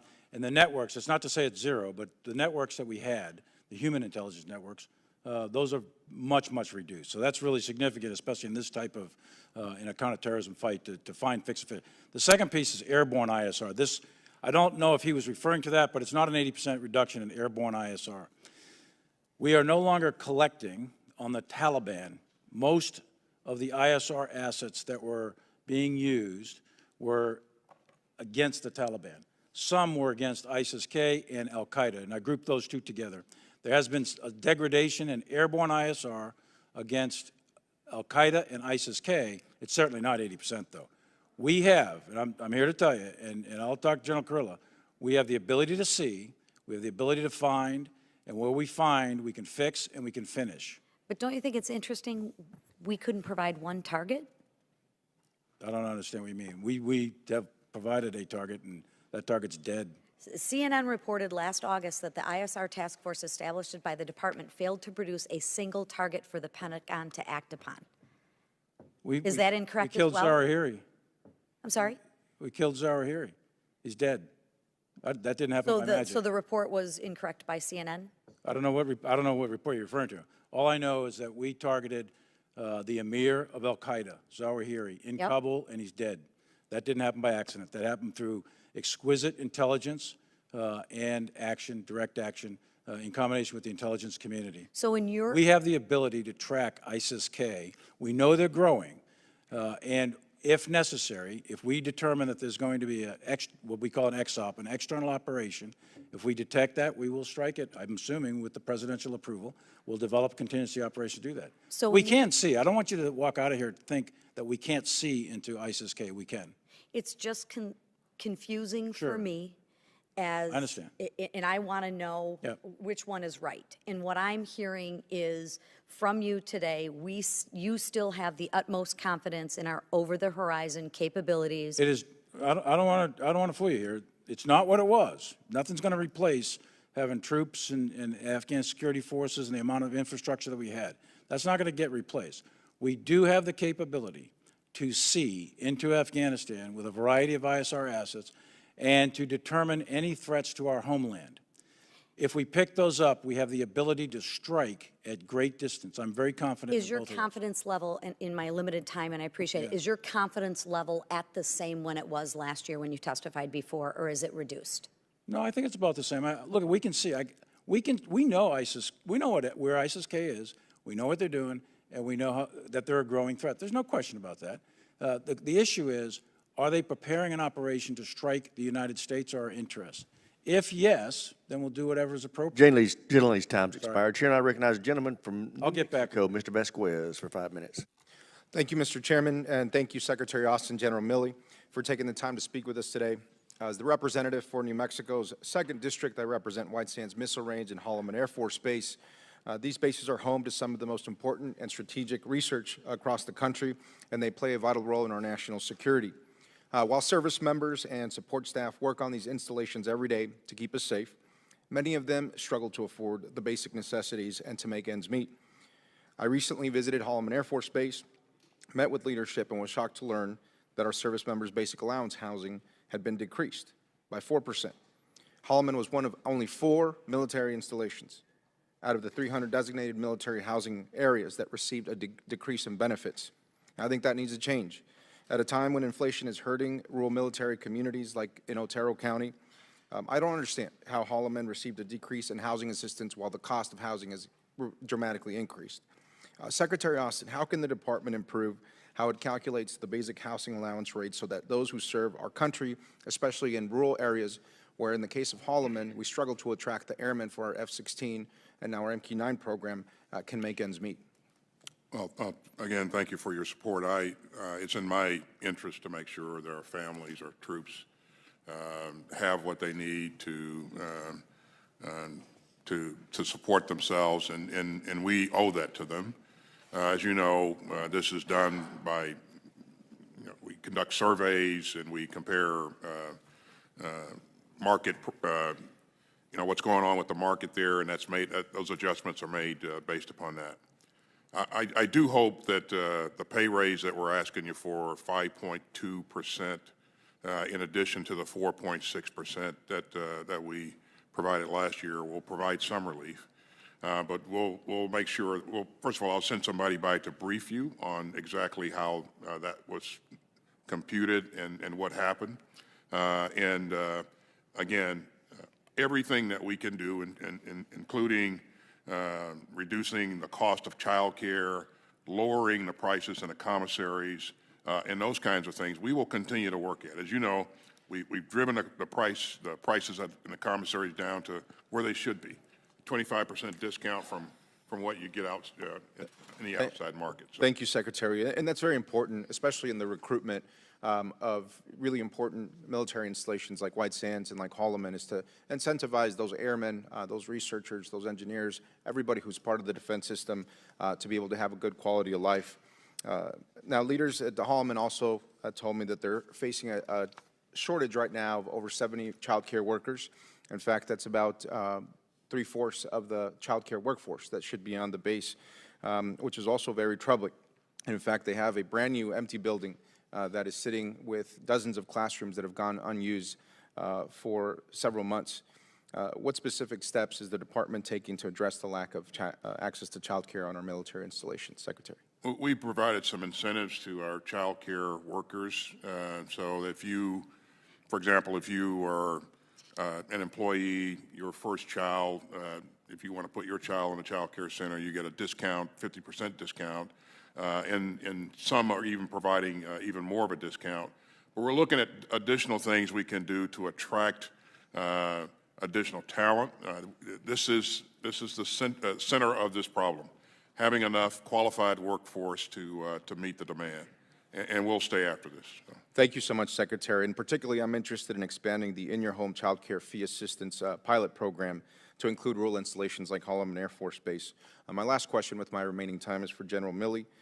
General, do you believe that the Energy Resilience and Conservation Investment Program's goal of diversifying our energy sources contributes to mission readiness, creates more resilient installations, and serves as a good use of taxpayer dollars? As a former commander of several different installations in the Army, I can't speak to the other services, but in the Army, that was, first of all, it's a lot of money. Energy resources for these bases are a lot of money. And anything we can do to conserve energy is saving money. And at the end of the day, it turns out in these budgets. So we can take that money savings and put it towards other things like lethality, readiness, and training. So I do think it's an important initiative. Thank you so much, both Secretary General, for your service to our country. I yield back, Mr. Chairman. Thank you. Chair, and I recognize the gentleman from Florida, Mr. Waltz, for 5 minutes. Thank you, Mr. Chairman. And I want to caveat my question to say, look, if the Ukrainians are bravely willing to do the fighting and dying and asking us for the beans and bullets, that's a policy we should support. We should have done it much faster and before the war to actually establish deterrence, and that our smaller European allies are truly stepping up, the Baltics and Poland in particular. However, when you look at this chart and when the American people see the disparity and how much the United States is providing, and then how much large economies, 46 billion versus Germany, 2.5 billion versus Italy, 700 million, less than $1 billion, France, which is 4 times the size in the terms of their economy of Poland, even less than that. Mr. Secretary, I know you've had a lot of meetings, a lot of engagement. We can dispense with that. What are we doing to actually have burden sharing with our European allies? This war is on their doorstep. The Germans have already backed away from their 2% commitment. What are we doing to actually get them to step up to the plate? And would you call this burden sharing? Would you call this fair if you were an American taxpayer? Well, again, we're going to do everything that we can to make sure that Ukraine is successful. But what we will continue to do is continue to engage at all levels, you know, my level, Secretary of State, President, and to encourage. But the engagement, Mr. Secretary, according to actual metrics, isn't effective. And what I think, when I talk to my constituents, the American people, about continuing support for as long as it takes, as the President say, they ask me this question: what the hell are these large economies doing, the Germans in particular, to step up? The EU economies together are the same size as the American economy, right? I mean, they're roughly the same size. So do you think it's fair for them to question whether this, for the American people to question whether this is true burden sharing? Number one. And number two, how many countries now have lived up to their 2% commitment, despite years and years of engagement? How many out of the 30 NATO countries have lived up to their 2% GDP? I don't have the current. It's 7. Yeah. 7 out of 30. That's pathetic. So I think it's reasonable for the American taxpayer to be sick and tired of subsidizing European social spending. Point one. Point two, on cartels. Chairman Milley, you participated in Plan Colombia personally. Initially, the Colombian government was against the provision of U.S. military resources, not boots running, not an invasion of Colombia. We're not talking an invasion of Mexico now, but providing space, intel, satellite, special operations resources. We took down the Cali and Medellin cartels, correct? Successfully. That's right. And initially they were against it, then they were for it. Would it be helpful to authorize military resources, to authorize use of military force? And again, we're talking cyberspace intel and other resources to support law enforcement, to support the Mexican government, and to take out these cartels. We need to treat them more like ISIS than the mafia, because that's how they're behaving as they destabilize our border, huge portions of Mexico, and stand toe-to-toe with the Mexican army. Is that a fair assessment? Would you oppose that? No, I wouldn't oppose it. What I want to do is give some thought, but the key, as you know, and you were there too, is to work, in this case, with the Mexican government, hand in glove with the Mexican government. And Plan Colombia was just that. It was a plan developed between both countries. Actually, initially, the Colombian government opposed it. When we told them we're going to do it one way or another, they did. Yeah. They got on board. That's right. And it was a very, very light footprint, very small, a lot of aid, a lot of assistance, a lot of intel, et cetera. So there are capabilities that we have, military. Thank you. I just wanted to hear that you wouldn't I think be in opposition. things like that should be considered for sure. We've talked a lot about China that seeks to displace the U.S., seeks to displace the U.S. military. Is it fair to say the Chinese Communist Party is in a Cold War against the United States as they seek global hegemony? I would actually say it's more than a Cold War. I think I think we are in a, you have competition, so there's economic competition. That's normal competition between nation states. But I would say we're in a situation of competition. I think we need to stop calling it competition and call it what it is. They're in a Cold War against the United States. So what I'm about to say was, gentleman's time expired. Chair now recognizes the gentleman from Pennsylvania, Mr. DeLuzio. Sorry, I didn't get finished. Thank you, Mr. Chairman. I would want to add one note to agree with Mr. Waltz. I share his concern about our NATO allies not yet meeting, or too many not meeting, their defense spending obligation. I'm encouraged by some of the progress on that front, but I share that concern as well. I want to spend my time on a different topic, though, shipbuilding in our defense industrial base. Yesterday, joint subcommittee hearing on the posture and readiness, the mobility enterprise, I heard some disturbing facts, including the average age of our sea lift fleet being 44 years old. I think it was 17 vessels being more than 50 years old, or 50 years old and older. That the Maritime Administration's resorting to purchasing foreign-built ships. Despite clear direction from Congress over repeated years, the Navy hasn't allocated money to build new sea lift ships.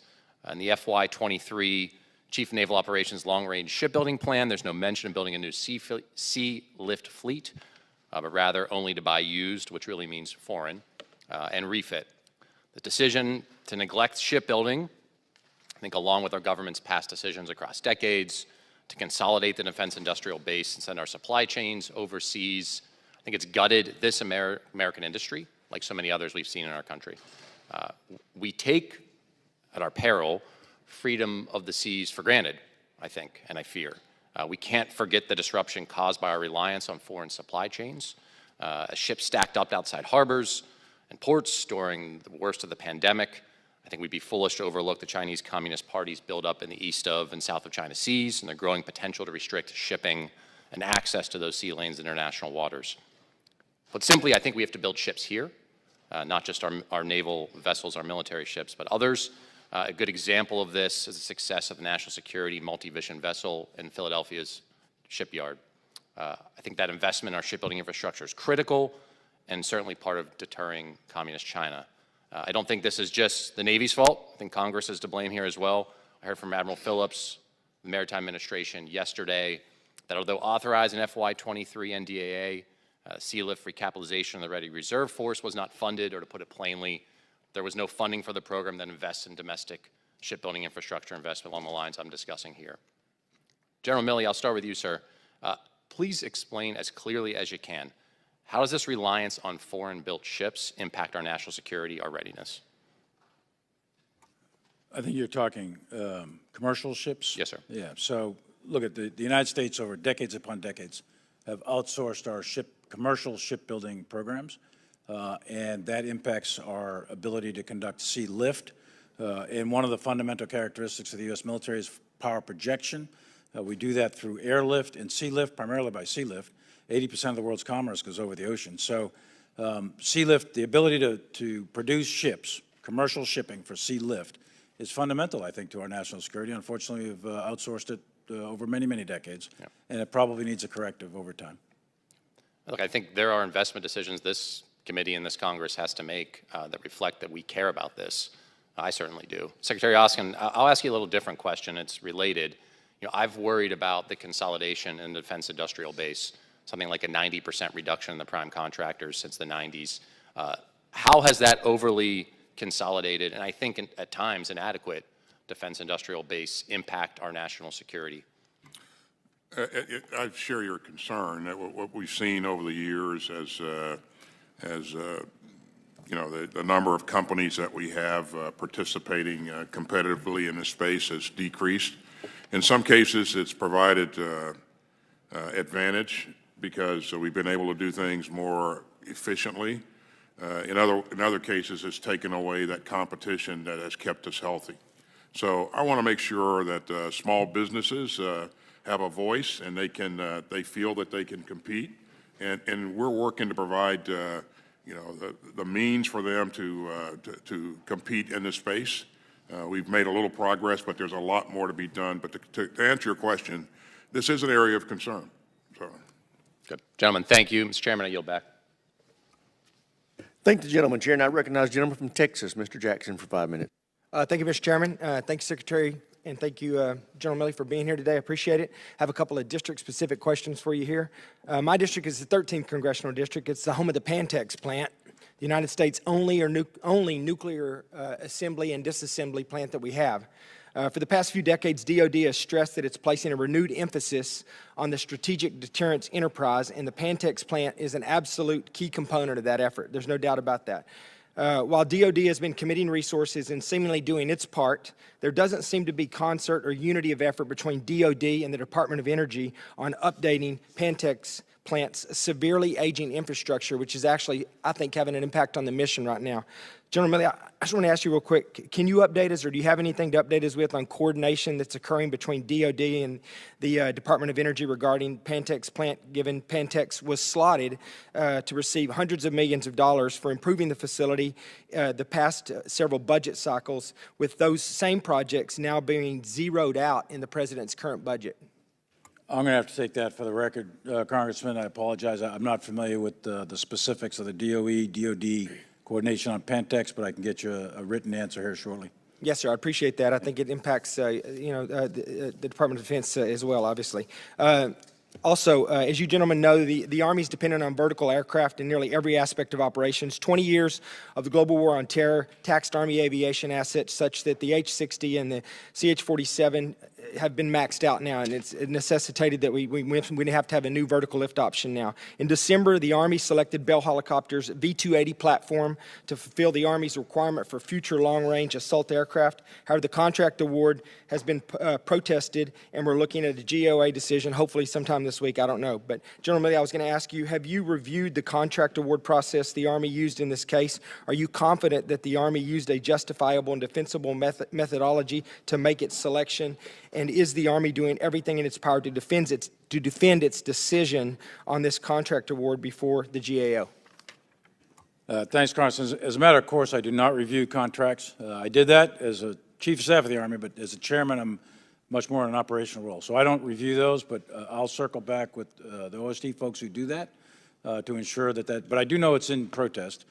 So I don't want to make any public comments that would jeopardize anything in protest. I understand. I do know that future vertical lift is one of the key priorities, one of those big 6 priorities that we talked about earlier with the Army Futures Command. But Yes, as sir. far as the contract itself, I'll have to get back to you on that as well. Yes, sir, I understand. Okay, I have 2 more questions real quick to hit on. Some of it's already been hit on here already, but I just want to start by saying, General Milley, I do appreciate your 40-plus years of service to this country. Having served 25 years on active duty myself, I know what a burden that is on you and your family. It's no secret that I've got a little bit of an issue and had a little bit of an issue with some of the stuff that's happened in your last job here as chairman over the last few years.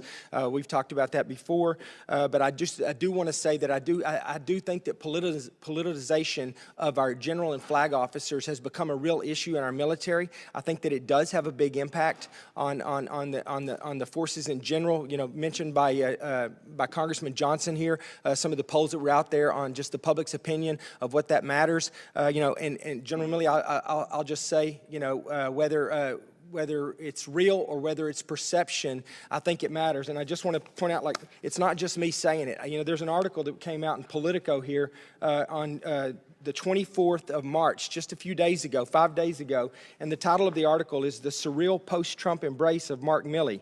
In spreading the gospel of an apolitical military, he's becoming a political lightning rod and a reminder of how far Washington is from normal." So I'm just going to leave it at that. I have a question I'll just give to you off the record. I can just tell you that I am committed to an apolitical, nonpartisan military, myself on down, 100%. I read the article. Yes, sir. The media is the media. Yes, sir. And I understand, and you know, sometimes you know, perception is not reality. But I think you will agree with me that perception has a big impact on your ability to lead. Military's got no role in politics. Yes, sir. So I appreciate that. With the last few minutes I have here, Secretary Austin, I just wanted to ask you, we've talked about the DEI initiative going on in DOD right now. I think that, you know, I've heard lots of times in lots of different conversations about the potential positives impact of that, but I think that there is a negative impact of that as well. I think that it has an impact on readiness and it has an impact on recruitment and retention. I think it creates in some circles an environment of hate and discontent when you're pitting one group against another. It's identity politics to some extent. I think it's damaging. I just want to know, were there any studies that were done before this was rolled out, you know, unbiased, scientific-based studies that showed that this was a good idea? Gentleman's time's expired. Chair, and I recognize the gentlelady from Hawaii, Ms. Takuda, for 5 minutes. Thank you, Mr. Chairman. Mr. Secretary, I first just want to thank you for your decision last year to safely shut down, defuel, and close the Red Hill bulk fuel storage facility on the island of Oahu. What you said then continues to be true now. This was the right decision to make for our people, for our environment, public health, and overall national security. I'm also grateful for your continued engagement with and oversight of the department's lines of effort on Red Hill, including your own personal visits during September of 2022 and your recent meeting with senior department leadership on March 16th. That being said, you and I both know there's still a lot of work that needs to be done in Hawaii with regard to Red Hill and rebuilding lost trust, a broken trust with the military and our communities and how this crisis was handled. Part of the challenge is that different organizations are responsible for different lines of effort related to Red Hill. Joint Task Force Red Hill is focused on just the defueling, while Navy Facilities Engineering Command oversees environmental remediation and aquifer restoration. The Navy is largely responsible for facility closure, and separate from all of that, you've got the Defense Health Agency that handles the medical care for impacted individuals. Now, to most Hawaii residents, this is very, very confusing, and quite frankly, this should not fall upon them to have to navigate the complexities of our military bureaucracy when it really comes down to ensuring them transparency and accountability. Our Hawaii Congressional delegation has stood unified in our support for language in last year's NDAA that required the department to identify a single point of contact to oversee and communicate with the public and Congress regarding the status of Red Hill. Mr. Secretary, what is the status of the department's effort to implement this requirement, Section 332, for a single point of contact, and when can I expect to be able to announce this POC and the process to my constituents? Well, thank you, and thank you for the delegation's continued support throughout all the work that has occurred on this very important issue. What I've asked, and I asked them this months ago, the JTF to do, is to be able to field the calls, the inquiries that are coming in from various sectors, and to be able to make sure that we are directing those calls or facilitating those the people who have questions, facilitating them getting answers to their questions by making sure they get linked up to the right agency.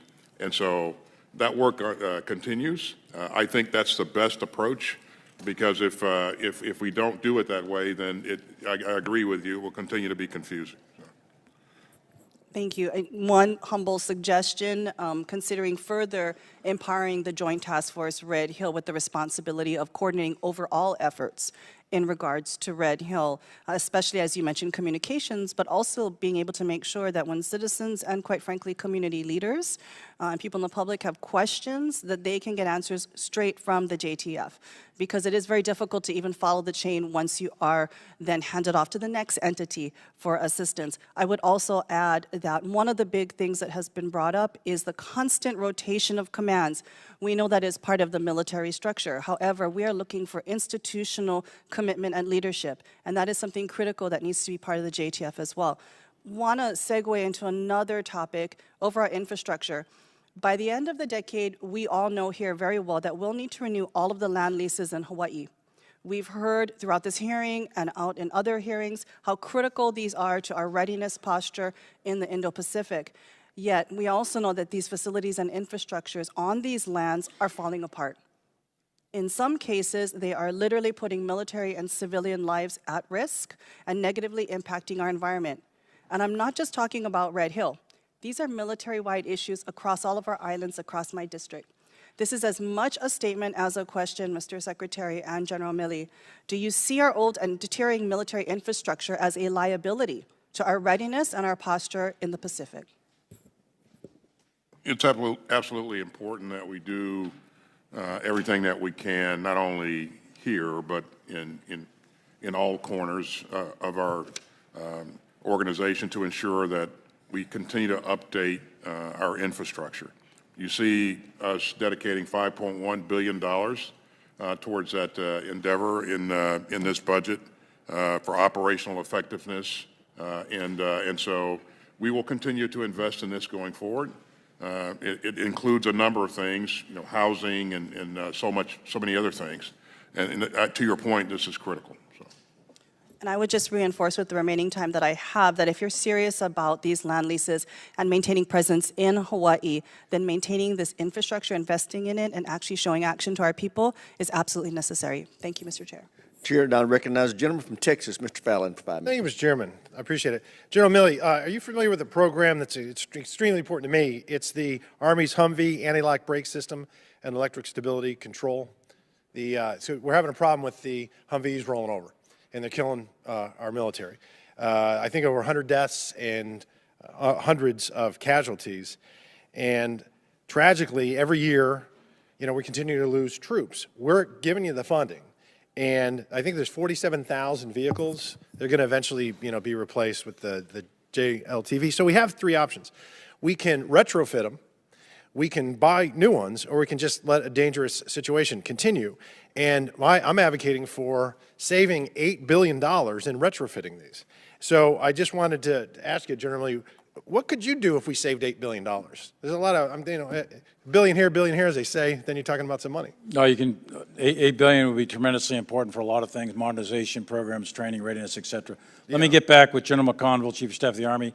I think the retrofit thing obviously makes sense, but let me circle back and find out what the status of that is. You know, and I'll be very frank, yeah, it's good politics because this is in my district, but I don't care about that. I care about the readiness. Safety of the troops. It's good policy. It really, truly is. I got it. And it's about safety. And we're asking, and it just seems like there's a dragging of the feet. And I don't want any more soldiers. I know you don't want any more soldiers to die or get hurt. And we have a solution, and I don't think the solution is buying new ones. And I know there's a political element to that. But if I could just add a little sure, bit please, to Secretary. that. You know, the Army's taken a holistic approach to this, and this is truly important. And I think you know that you know, there are 10 sites total that are focused on this work. They're retrofitting about 655 vehicles per month. Hopefully, they'll be able to speed that up at some point in time. But that's kind of where we are, and really appreciate you continuing to shine a light on this for us. And Secretary Austin, this is something that I wanted to ask you about because it's near and dear to my heart because my father served in the military, I served in the military, and My father, when he was in a training exercise, his life was saved in the late 50s by an African-American soldier. I wouldn't be here if it weren't for African-American soldiers, literally. And do you believe that there's any room in the DOD for racism or bigotry? DOD does not support, Secretary Austin does not support any form of racism or bigotry. When I was in the military 30 years ago, I remember going on active duty and they gave us a briefing when you PCS'd. And they said to us, there will be no isms, there will be no racism, no sexism, no nepotism, and there's zero tolerance for it. And there was, and I believe there still is. And the way you affect a culture, as you know, is you can't instill a culture in months or years. You instill it over decades. And I believe the U.S. military has done that successfully. And that's why, I was very distressed to see this post from a DOD employee. And I quote, she says, "I'm so exhausted at these white folks in these PD sessions." This lady actually had the audacity to say that black people can be racist too. I had to stop the session and give the Karen the business. I would imagine you don't agree with that statement. Again, I don't support any form of racist commentary or any form of discrimination. You may have heard me say earlier that it's important for our country to know and our dependents to know that DOD schools are producing good products. Our 4th and 8th graders score the highest scores in math and reading in the country. And Mr. Secretary, with all due respect, my question, it begs the question, and I agree with you, there is no room for it. We have a special force, we have a diverse nation, we have a diverse military, and we have the best military that history has ever known. So my question is, why is this woman still working for you? Well, you certainly, I think you know, DODIA investigated this issue. This is a personnel issue, the specifics of which I will not discuss in an open hearing. But if it was a general officer, would they still be working for you if they said something like this? And you could twist it. It could be something about white folks, black folks, Asian folks. It doesn't matter. It really doesn't matter, does it? Who's the target? It doesn't. I mean, any kind of racist or language or discriminatory behavior, that's not who we are. Again, but she still works for the Department of Defense. Again, I don't think there's any room for a person like that says those kinds of things. I think she should be fired forthwith. Yeah, I won't discuss personnel issues in this hearing. So. Well, that's unfortunate because I think we should discuss them, and I think that she should no longer be a part of our Department of Defense. So, Mr. Chairman, with that, I yield back. Thank the gentleman. Chair now recognizes Mr. Davis of North Carolina for 5 minutes. Thanks. Thank you so much, Mr. Chair. And I want to first start today by thanking all of the men and women who are serving our country, both home and abroad, and even those who are here in support roles. Thank you so much for what you're doing. And General Milley, thank you. God bless you for your service. And Secretary, thanks for your continued service, and definitely it's good to see you again. My question, General Milley, I agree with you that our adversaries view space as a war-fighting domain and believe that achieving supremacy in this area will be a decisive factor in winning future conflicts. Do you believe the budget goes far enough to support U.S. space capabilities to ensure that we maintain a competitive edge? As with any budget, it's all about balance. You're really balancing resources to make sure that you're advancing along a wide variety of programs. This budget puts about $33 billion, I think it is, into space. I think that's an adequate amount of money given the totality of the budget. What is key here is how do you apply that $33 billion? And we're applying that in our space programs for defense and offense. What we have to be careful, though, as a nation also is the weaponization of space, this domain of space. Space is critical to our country. It's critical to our commerce. It's critical to our day-to-day life. And we, the military, have certain critical capabilities that rely in space. So, as I said before, resilient, redundant capabilities in space, a lot of small things running around that gives us those capabilities. That's what I would advocate for as we go forward in the programs. But $33 billion is a lot of money. It depends on where we put it. Thank you very much. Mr. Secretary, I want to start with something General Milley said earlier. And I think for me it was a great takeaway for today. Is when we're losing people, it's personal. It's personal. And it is personal.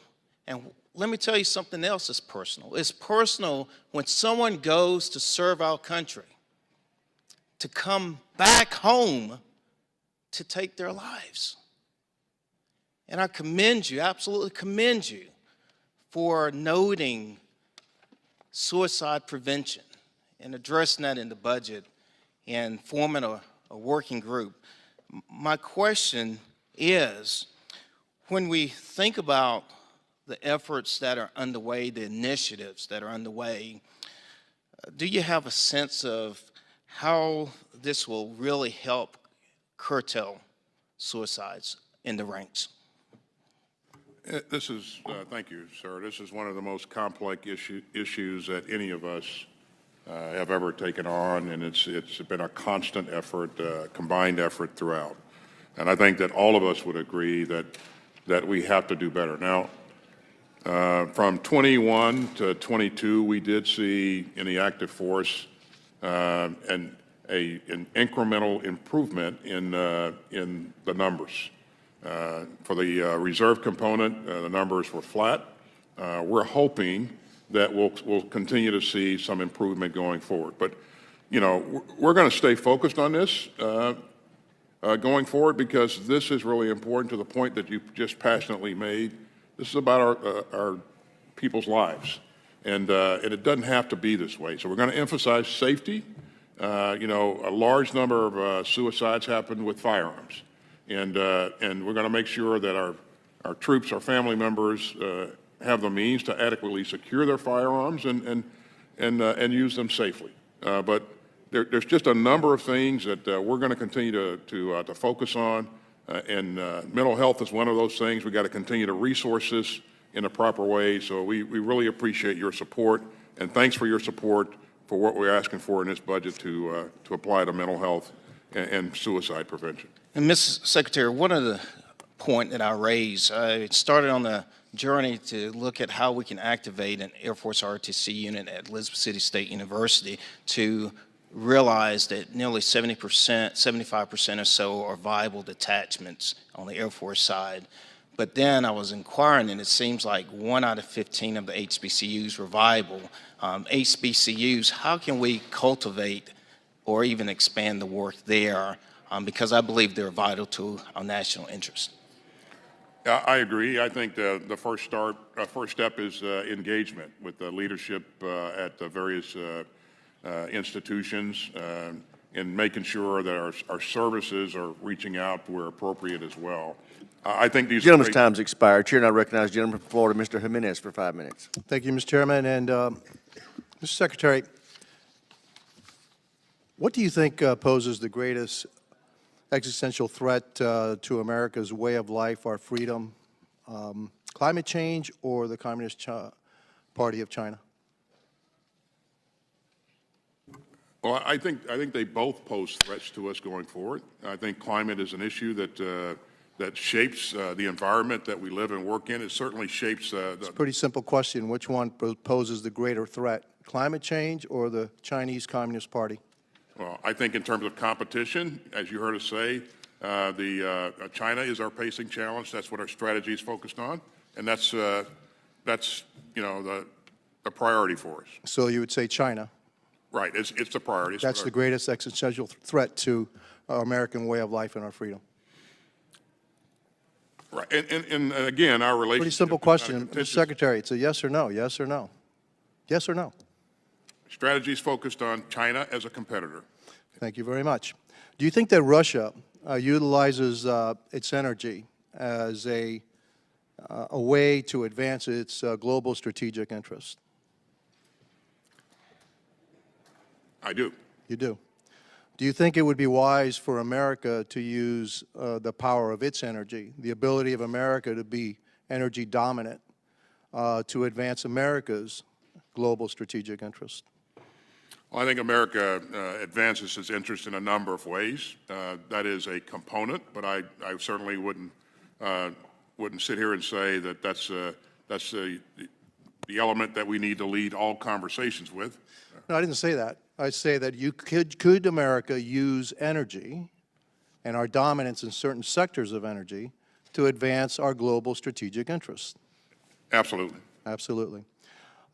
Do you know why this administration is bent on destroying our ability to be dominant in that the energy sources that we can be very dominant in, and that the world is going to be needing for the next 50, 60 years, while trying to rely on energy sources that come from our greatest adversary, China, i.e. windmills and solar panels? Can you explain that for me? I would not agree with the premise that the United States or this administration is trying to destroy our